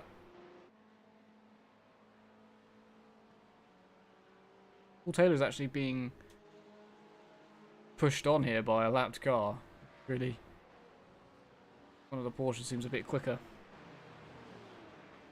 In this current moment in time. See what's happening with Benny in the midfield. Anything going on here? B21? What about Leon? Is he still a battle? Not exactly. He seems to be near enough there or thereabouts with the car in front of him. Yeah. Position P20. Manuel Polanco.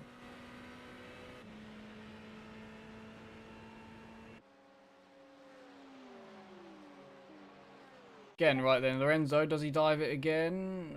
He's putting his car there, but he's just trying to, I think, frighten Akira there into the corner. It's not actually working because Paul Taylor gains through the chicane there, so. I reckon if Paul plays his cards right, he could be into P4 here. It's getting ever so close, huh? He'll close up so much through that first couple of corners here. Lorenzo taking a different line to the two drivers around him. Yeah, he is in a few corners, I've noticed. He's a bit tighter through a few corners. Maybe trying to open up with a couple of other corners to get a run. He seems... Oh... Well, he knows that Akira seems to have him covered into the chicane, so he made a mistake there. Yeah. He's having to squeeze Paul. Now he's giving the room nicely there, so Paul won't make it around the outside there. And Paul realises that. Might get a nice run. Nice run off the corner. Lorenzo's not as close as he was to Akira, so depending on Paul's straight line speed here, will he have a run into the chicane?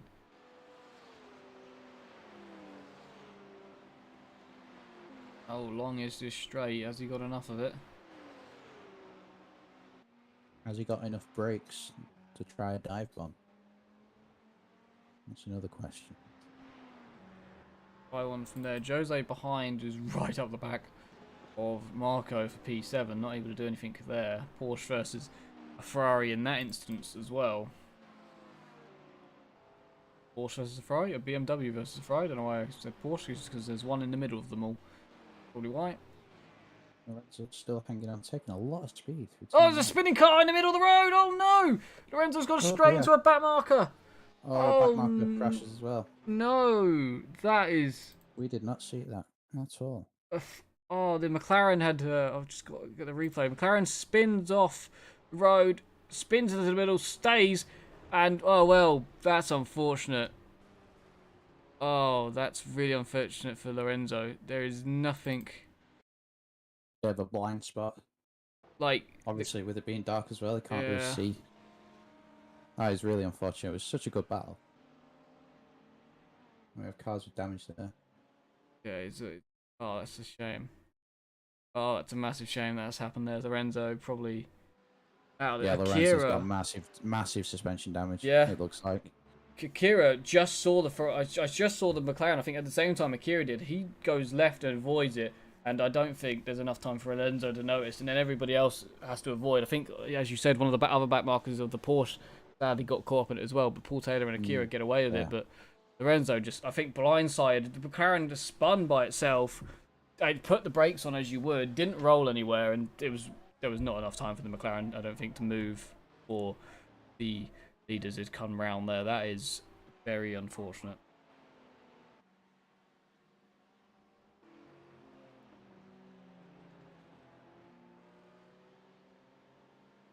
Race control there, just confirming that that incident will be under investigation. Yeah, that seems.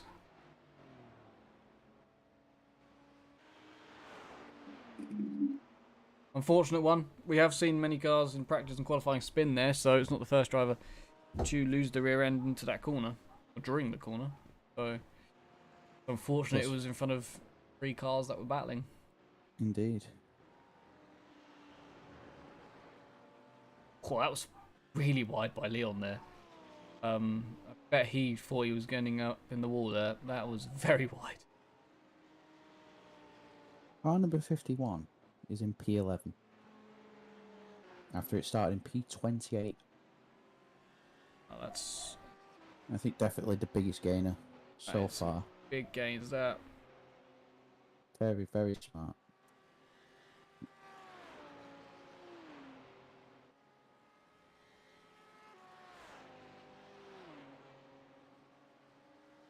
Michael just in front of car number 4.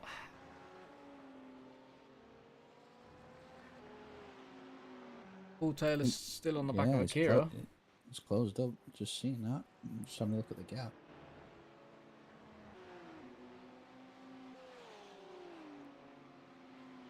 I think both of these very lucky to get away with that. Yeah. Very lucky. So, yeah, the car in the middle of these two hits the spun car and they don't. Yeah. Yeah, that's when luck's on your side. That is.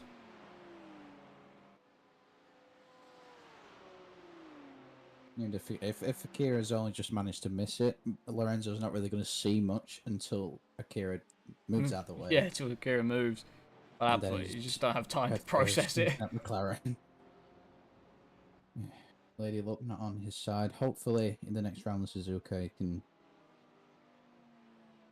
get revenge in a way. Yeah, fight back and maybe have a race where some luck is on his side. As it definitely wasn't today.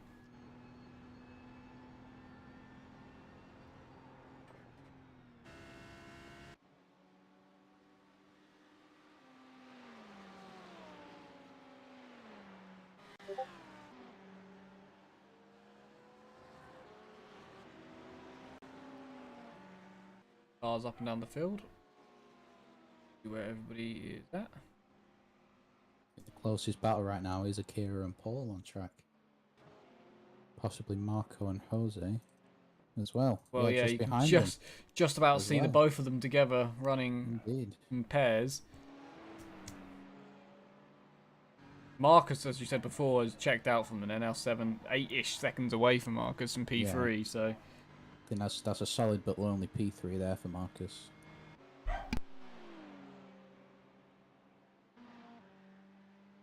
But the drivers at the top, really, really strong. Really, really good drivers. Go! P1's in the wall, P1's in the wall! P1's in the wall. How has that happened? He is Jesus. in the wall. can I went off track? He's crashed. Oh, lap car. Oh no, Lap I've got a replay. I think here. Just tags him there. Oh no, I'm not going to get the right view on it. Where's he? Oh, that's a. Oh wow. That's gonna be a race penalty. I would imagine. That's unfortunate. He has cost the race leader there.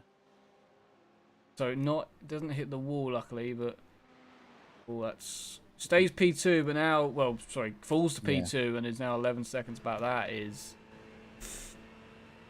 But if anyone's gonna make that time up, you would imagine it's Gaetano, but that is really unfortunate. I would imagine that lap car is going to get a post-race penalty for that. Yeah, I'm trying to work out who it was. I think it's car 13. The leader's gone off now.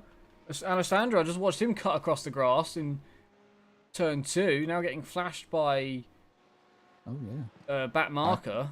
I think Manuel himself. Yeah. As interesting. Is he letting the car back through? Well, it's a bit close here. Not sure why he's letting the back marker back through, but yeah, that's a moment. And then it's a bit close here with the leader and it's not as easy as you like, was it? Here we go. Now I'm pretty sure the lap cars or drivers who they were going to be were instructed in the driver's briefing to just try and... They weren't instructed to get out of the way of the leaders, but instructed to not interfere with them. And he has done that, I think. Yeah. Argue the case there. Interesting. Both of the leaders then getting mixed up a bit there with car 13, I think. One of them worse off than the other. Yeah, indeed.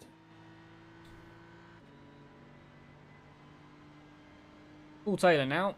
On the back of Akira down the straight. Getting closer, but not close enough. Or does he dive it? You dive it from there, don't you? You look for it anyway. He does look, but doesn't actually make... Oh, no, Akira's gone way deep! He's got it. And now Marco's going to try and pounce on any mistake these two make. I think Jose will be right there with them as well. Akira's going to keep it through the last corner, just about. But here we go, as you said before. Now the Ferrari's going to get involved. We're a bit skirmished on the last corner, though.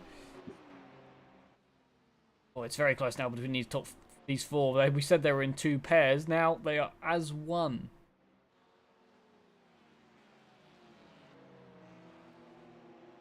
Oh, Paul really has confidence there compared to Akira through those corners. Look at that. So much more confidence, so much more grip.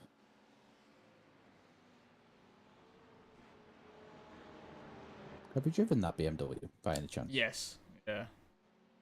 How is it to drive? I'm a fan of it. I like it. Very good on its brakes. It's stable, very stable. I think. Yeah. Understeers, bit of a boat, but you can sort of dial that out a little bit. I like it. I think we're seeing that here now. Yeah, you can see the confidence in it. You can chuck it about a bit. Got quite a bit of a surface area, shall we say, on the road. Close. Here we go. They're all going to make different moves to the outside. Does the Ferrari make a move, or does it just watch? It sort of watches. Gets close. As they were.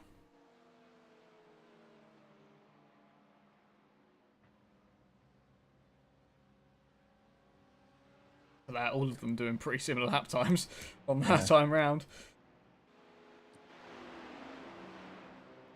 Just hearing car number 3 has been given a drive-through penalty for unsafe rejoin. I think that's the second time this race that car's had that. Sure.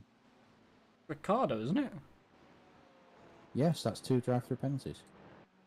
We're not having a good day. P26 at the moment.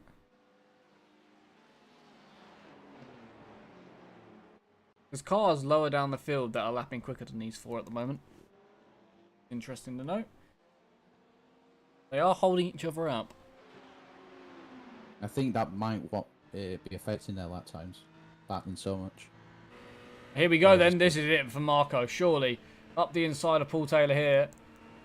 All the time in the world to go to the inside. Now it's all about the braking. Brake at the same Paul's- point. Oh, there's the Paul's- confidence. Very confident on his brakes there. Keeps it around the outside, knows what he's going to do, and just like it's easy for him. Look at that, they've lost time now to Akira. Look at that, it's already a second by just battling for like 2 Jose's on the corners. back of.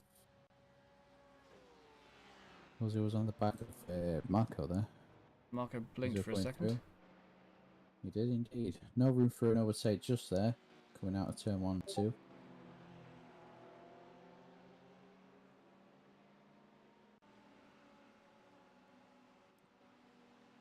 I'm not too sure, but I think they may be already closing up to Akira again. I think you're right about that, yeah, immediately. It's this section of the circuit, isn't it? Down here. Akira doesn't seem quick as the rest. No. That BMW really does seem to... I don't know what it's about, but it just seems to suit this track compared to the other cars from what we've seen. Paul being the highest placed BMW. But there's got Jose in a BMW there. Jose in the BMW, Mikael just behind as well. Exactly. Oh, he's middle of the road there, Paul. Perfect placement. Look at that. You couldn't be more middle if you tried. That wasn't defending, well, but wasn't taking the racing line. There was gave Marco. Oh, there we go. Marco's pitting. Oh, interesting. Well, that's 1 lap earlier than everybody else. So that means probably next time by everybody will be in then. Within the next 2 or 3 laps, I'd expect everyone else to come and make their final pit stop of this race. And there will be a sprint to the finish.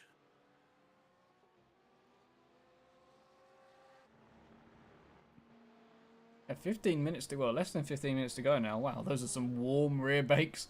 Brakes from Sebastian there. Oh. I'm not sure which was more red, the car or the brakes. That was some... Ow.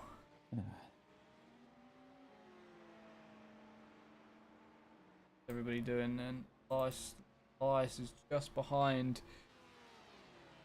car of Mark, which I think is a lap. Interesting line there for Mark. Mark is off the road as I'm talking about him. I like your livery, Mark, but I think you may have ended up in the wall there. No, seems to be okay. Slowly coming back on the road. There you go. Returns. And hit. Anything happen? We've got car number 4 in the pitch now. Have we got many more? Leaders haven't come in yet, so that is... Car number 13.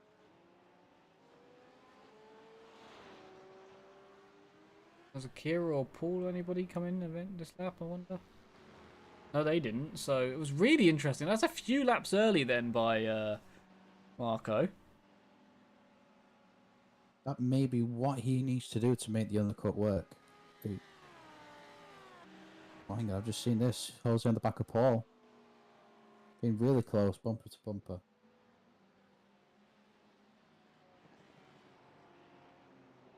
Fight for the lead of the first BMW. Indeed.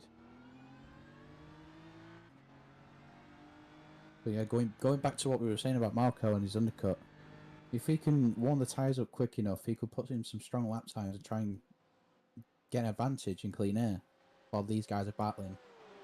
And hopefully stretch out a lead, if not. Get an advantage on Akira, potentially. Up the inside, there we go. Jose to the... Paul is just so confident to be drive around the outside of that corner with someone on his inside. So Marcus is in. All race. So Marcus, which is teammates with Marco, is now in a lap later. So everybody else still not in. So it's a team tactic then. Possibly.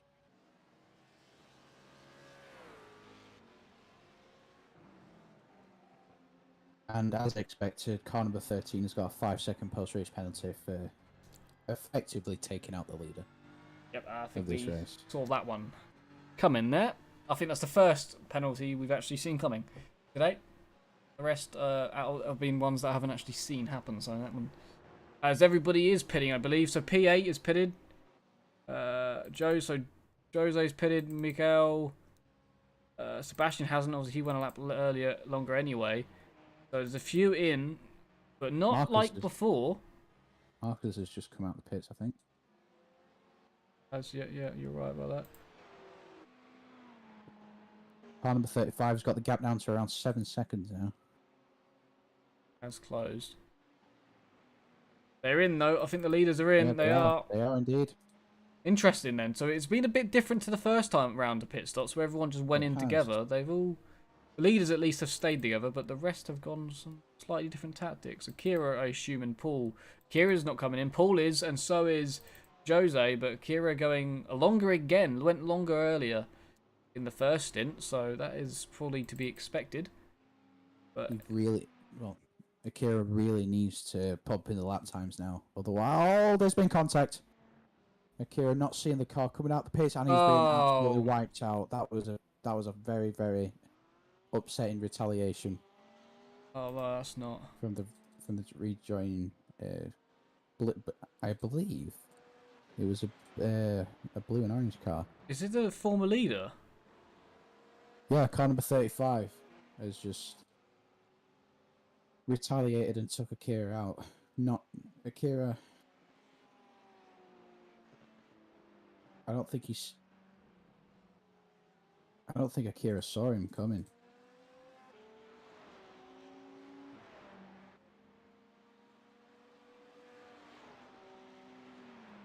So he did. I think that's difficult to call that. I'm just looking at the replay, trying to look through the cockpit view. And from Akira's point of view, it looks as though 35 just turns in on him. Because Akira's he's so far left of the track. So I'm trying to find it, but Akira's now made it to the pit lane while I've been trying to find it. Start of lap 38, I think it was. But yeah, I don't think car 35's seen Akira.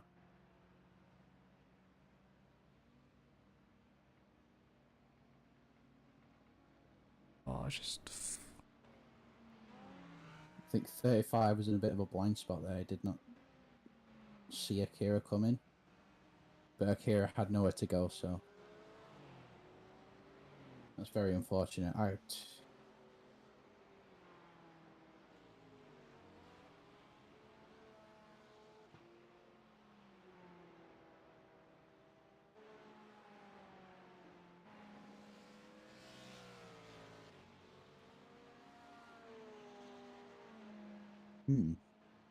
That's a very difficult one to call, I think. I was just about to... Well, I was just about to click on it and everything moved, sadly, so that's unfortunate for me. Maybe there. Is this it? Wait. Go here. Is this... This is it. But I would need that from a little bit earlier on, sadly, and I'm not going to be able to get it. I am. Okay. I rewind. Now... I'm just looking at the live screen into this race now. Akira is on the back of the car number 35 Gaetano. Oh, wow. You said before, he comes out the pits. Side by side. Oh, they just door to door and then on the grass. Oh, it's just... Wow. When it's not your day, it's not your day, I think. And that's put him 15 seconds back off the lead now. Where did Akira end up in? P8, so it's lost him more time, but that's 2 incidents now. You could argue that. Oh, it's just unfortunate, that one. Not sure. Not sure what people would say about that one, but looking from it, they do collect door to door in each other's blind spots, and then P2 loses it on the grass, and sadly sends Akira into a 360, dropping him out of the fight for 4th.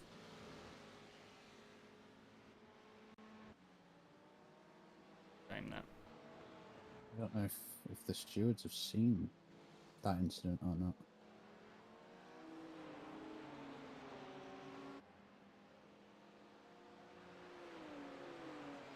What they have. Note it or not, because I think we're starting to become spread out now after the second round of pit stops. Has everybody done it? It looks like everybody's got 2 next to their name. Ricardo's got a 5 next to his name. Yeah, post-race penalty for car number 35. So the former leader, the pole sitter, has got a 5-second penalty. Interesting. I'd like to hear the reasoning on that one. Later, probably. Oh no, I didn't get to read it. From my point of view, from the way I've seen it, I think it might be more the retaliation Yeah, I'm not of sure the if the incident. The first retaliation incident, was on purpose or he went on the grass. no.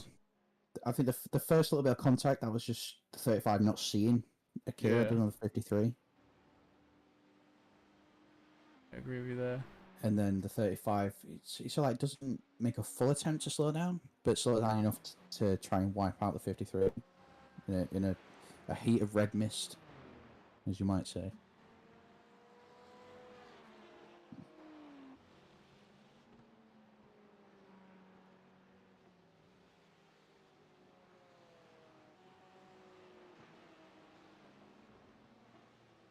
We're approaching the final 5 minutes now.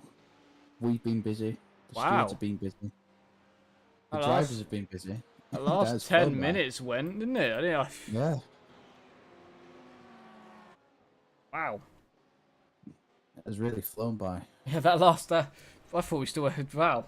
Yeah, that last half an hour disappeared. I thought we still had at least 15 or so to go, not 5. Well, that's...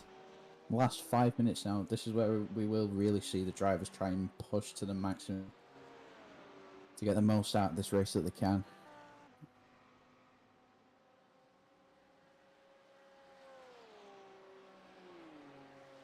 This has been one hell of a race, as we imagined it would have been. Yeah, and I think we still have, 23 cars left, so we have lost a few along the way. But you would have to say, not in massive pile-ups. They have all been incidents where I think most of the drivers have crashed on their own. Sort of similar, like it's just little incidents here and there. Not the big pile-up we expected out of turn 1 or at the start of the race. Obviously, we had, I think it was Justin. Yes. He spun on lap 1. Yeah, let's spun around on lap 1 on his own. Everyone avoided him nicely, which was great to see. He was safe off the racing line. No one could have really have made contact with him, unless they really did have a lapse of concentration. We've had quite a few cars spin. We had Elias. We've had the McLaren, Afonso. Yep. Yeah, we have. Yeah. It's been very action packed.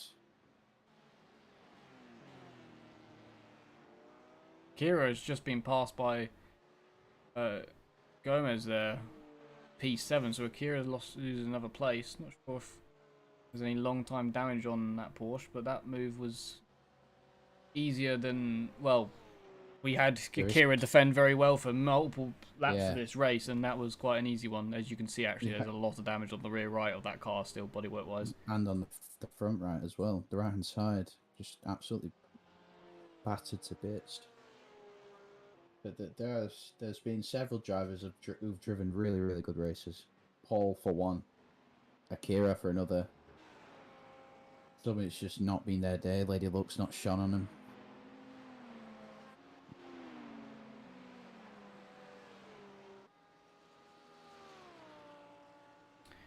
But a good one. Very strong, especially through the chicane. Defending really well, late braking. Why is Gomez there then? I'll just work this one out. Gomez was fighting with Paul, was he not? Why is he now behind? Why is he now back with Akira? What's happened for him at some?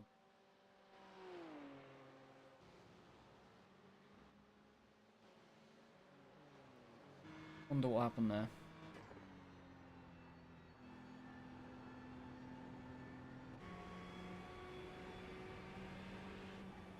Marco is closing on Paul as well with 2 minutes to go. Yes, this could be one to watch coming towards the end. Got Michael for P10 as well versus Miguel for P9, so that's Indeed, still that's another one. Pretty tight. Few to go. I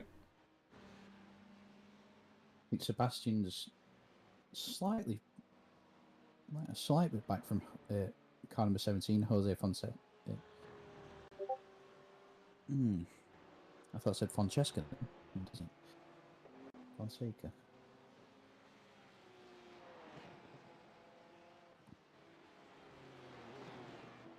I think one thing that might be helpful for us as future references, if drivers have any problems with us, we with pronunciations of their names. If you could let us know, that might be beneficial for us. Oh, that'd be fantastic. Beneficial for you as Send well. me a voice message saying how you pronounce your name. If I can hear it, then it's easier. Once someone says it out loud, cool. Yeah. Before then, not a chance in hell how to pronounce them.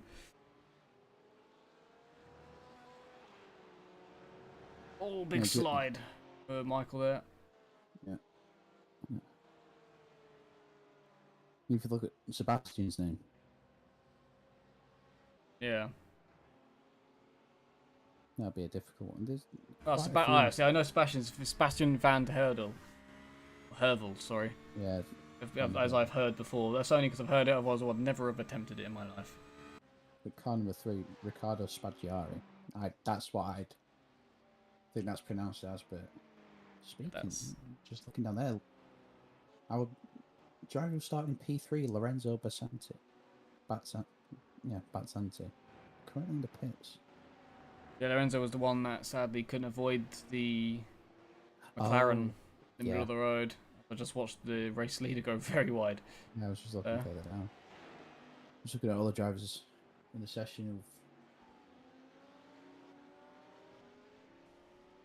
Someone's crashing near the leader or behind the leader somewhere, which is the same for them, but... And it's Jose, car number 17. Oh. Oh, he's just lost the car. And he makes contact with the wall, front end damage. So we're going to go, I think it's saying last lap, though that was the last lap. We're coming across the line for the checkered flag then, because the clock has ticked down. Alessandro will take the win. The first win in the GT3 series. The reigning champion from the Christmas series has continued to win in a GT3 car, anti-stall racing.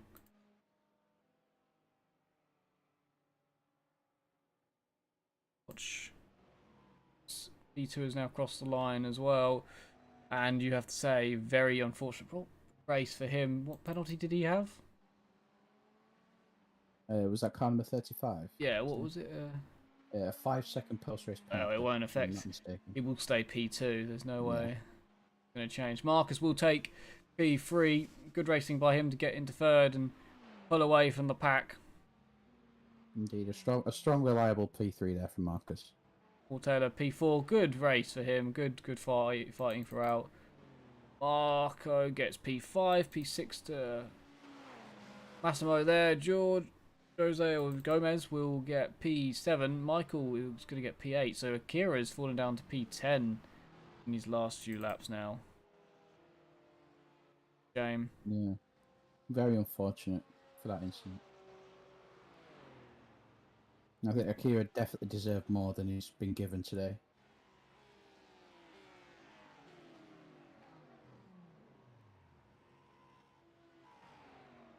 Definitely a few cars that we can that about.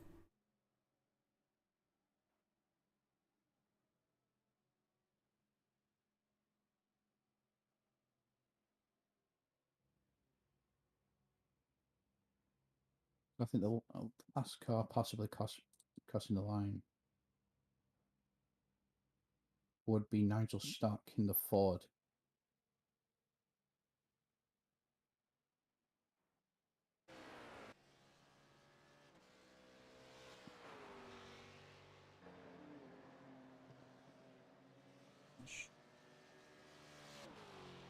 I think everybody has crossed the line. I've got a checker next to his name, so he definitely was lapped. Whether everyone here, a few people I see here are now just coming around to the pits or not, as Bastian decides he wants to do a bit of rallycross to finish the day off. Who doesn't? Feeding into the pits, I'm looking at the qualifying results instead of race one. Yep. Gaetano did definitely not win. Yeah, definitely not after the incidents he had along the way, sadly. So the top 10 finished on the lead lap after all that.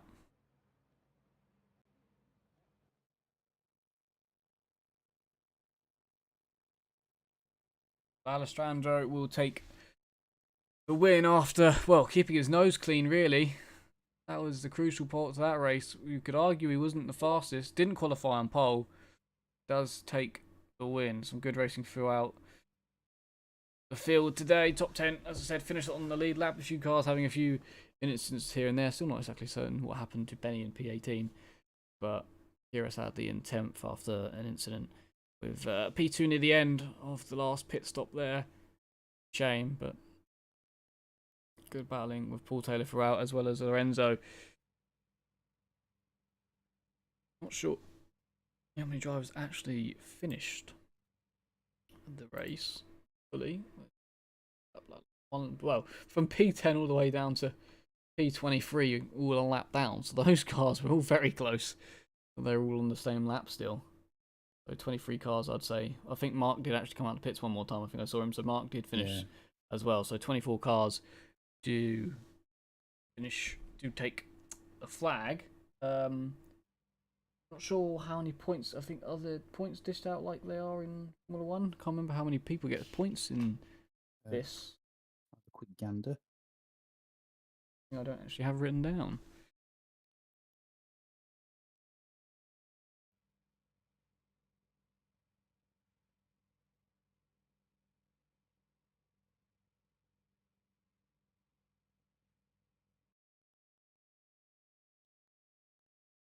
I can't seem to see anything that mentions points. I feel like it's 40 cars. I don't think it's just going to be the top 10 that get points. I feel like it's going to be more. If it's the same point system as if it's the same point. Oh, well, just if I go off the same point system as the Christmas series, then it goes 25 P1 to P20. I believe will get points, and it goes 25, 21, 18, and then from so on a point all the way down to 20th. How the Christmas series works, so I assume that's how this series will work as well for points.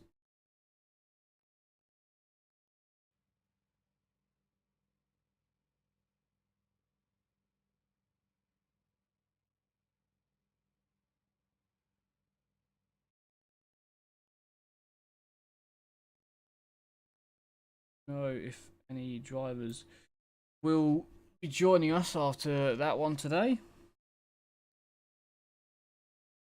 Some discussion probably will be happening after the race. Few incidents. But yeah, we'll be back again next Friday. Well, actually, before that, we've got even more racing to come to you. Actually, we have racing on Monday and Tuesday, but in the form of Formula cars. So on Monday nights, I believe returning this Monday is the Formula 1, the Mercedes Formula 1 car series in iRacing. I think the qualifying stages are happening right now, I believe. Some sessions going on throughout the next few days to qualify for the series. I think it's top 20 or 15? Top 19 drivers join Alex Aguirre, the reigning world champion. And then we have new series of Formula 3 and Formula 4 to look forward to on Tuesdays, right after one another. You got Formula 3, then you got Formula 4. It's fantastic. To night of racing on Tuesdays. They're great little cars. I'm about to read something that's not that. I was about to read the Assetto Corsa series, which is on Thursday night, so look out for that. Assetto Corsa, go to the Anti-Still Racing Discord to find out more information on that one. It is the Ginetta Corsa. I was going to say Ginetta Corsa cars, but Ginetta cars. V6 litre engines. V4, I believe they are spec cars on Thursday night. But yeah, on Tuesdays, the F3 and F4 championships. Sign up to both of them. Why not? It's great racing. I think 2 races each, and I believe, if I'm not wrong, is it top 6 from F3 move up to F1, and the top 6 from F4 move up to F3? Yeah, the, end of the top 6 from each season, they're having a shootout competition during the 13th week of each iRacing season to determine who goes up and who comes down, etc. Fantastic. So that's look forward to on Tuesdays. That starts. That's I think also a 12-week or 10-week series. If I can't remember now off the top of my head, I have to. How many rounds it is? It's a few.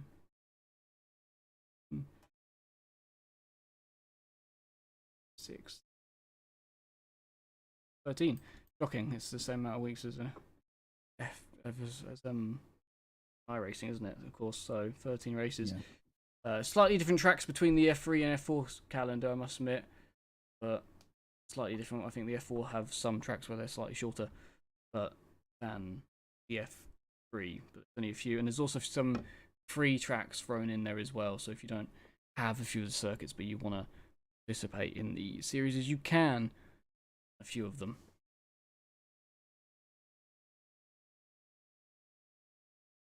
Well, that was I thought that was absolutely fantastic racing in the end today. 36 cars started the race. We end up with around 20 or more. So 10 on the lead lap. It was fantastic racing, very good, clean race by the leader. A few incidents along the way, but still a very close and competitive race that we saw here today, and I can't wait for next week. So from me and Brody, thank you very much for joining us. We will see you next Friday for round 2 at Suzuka.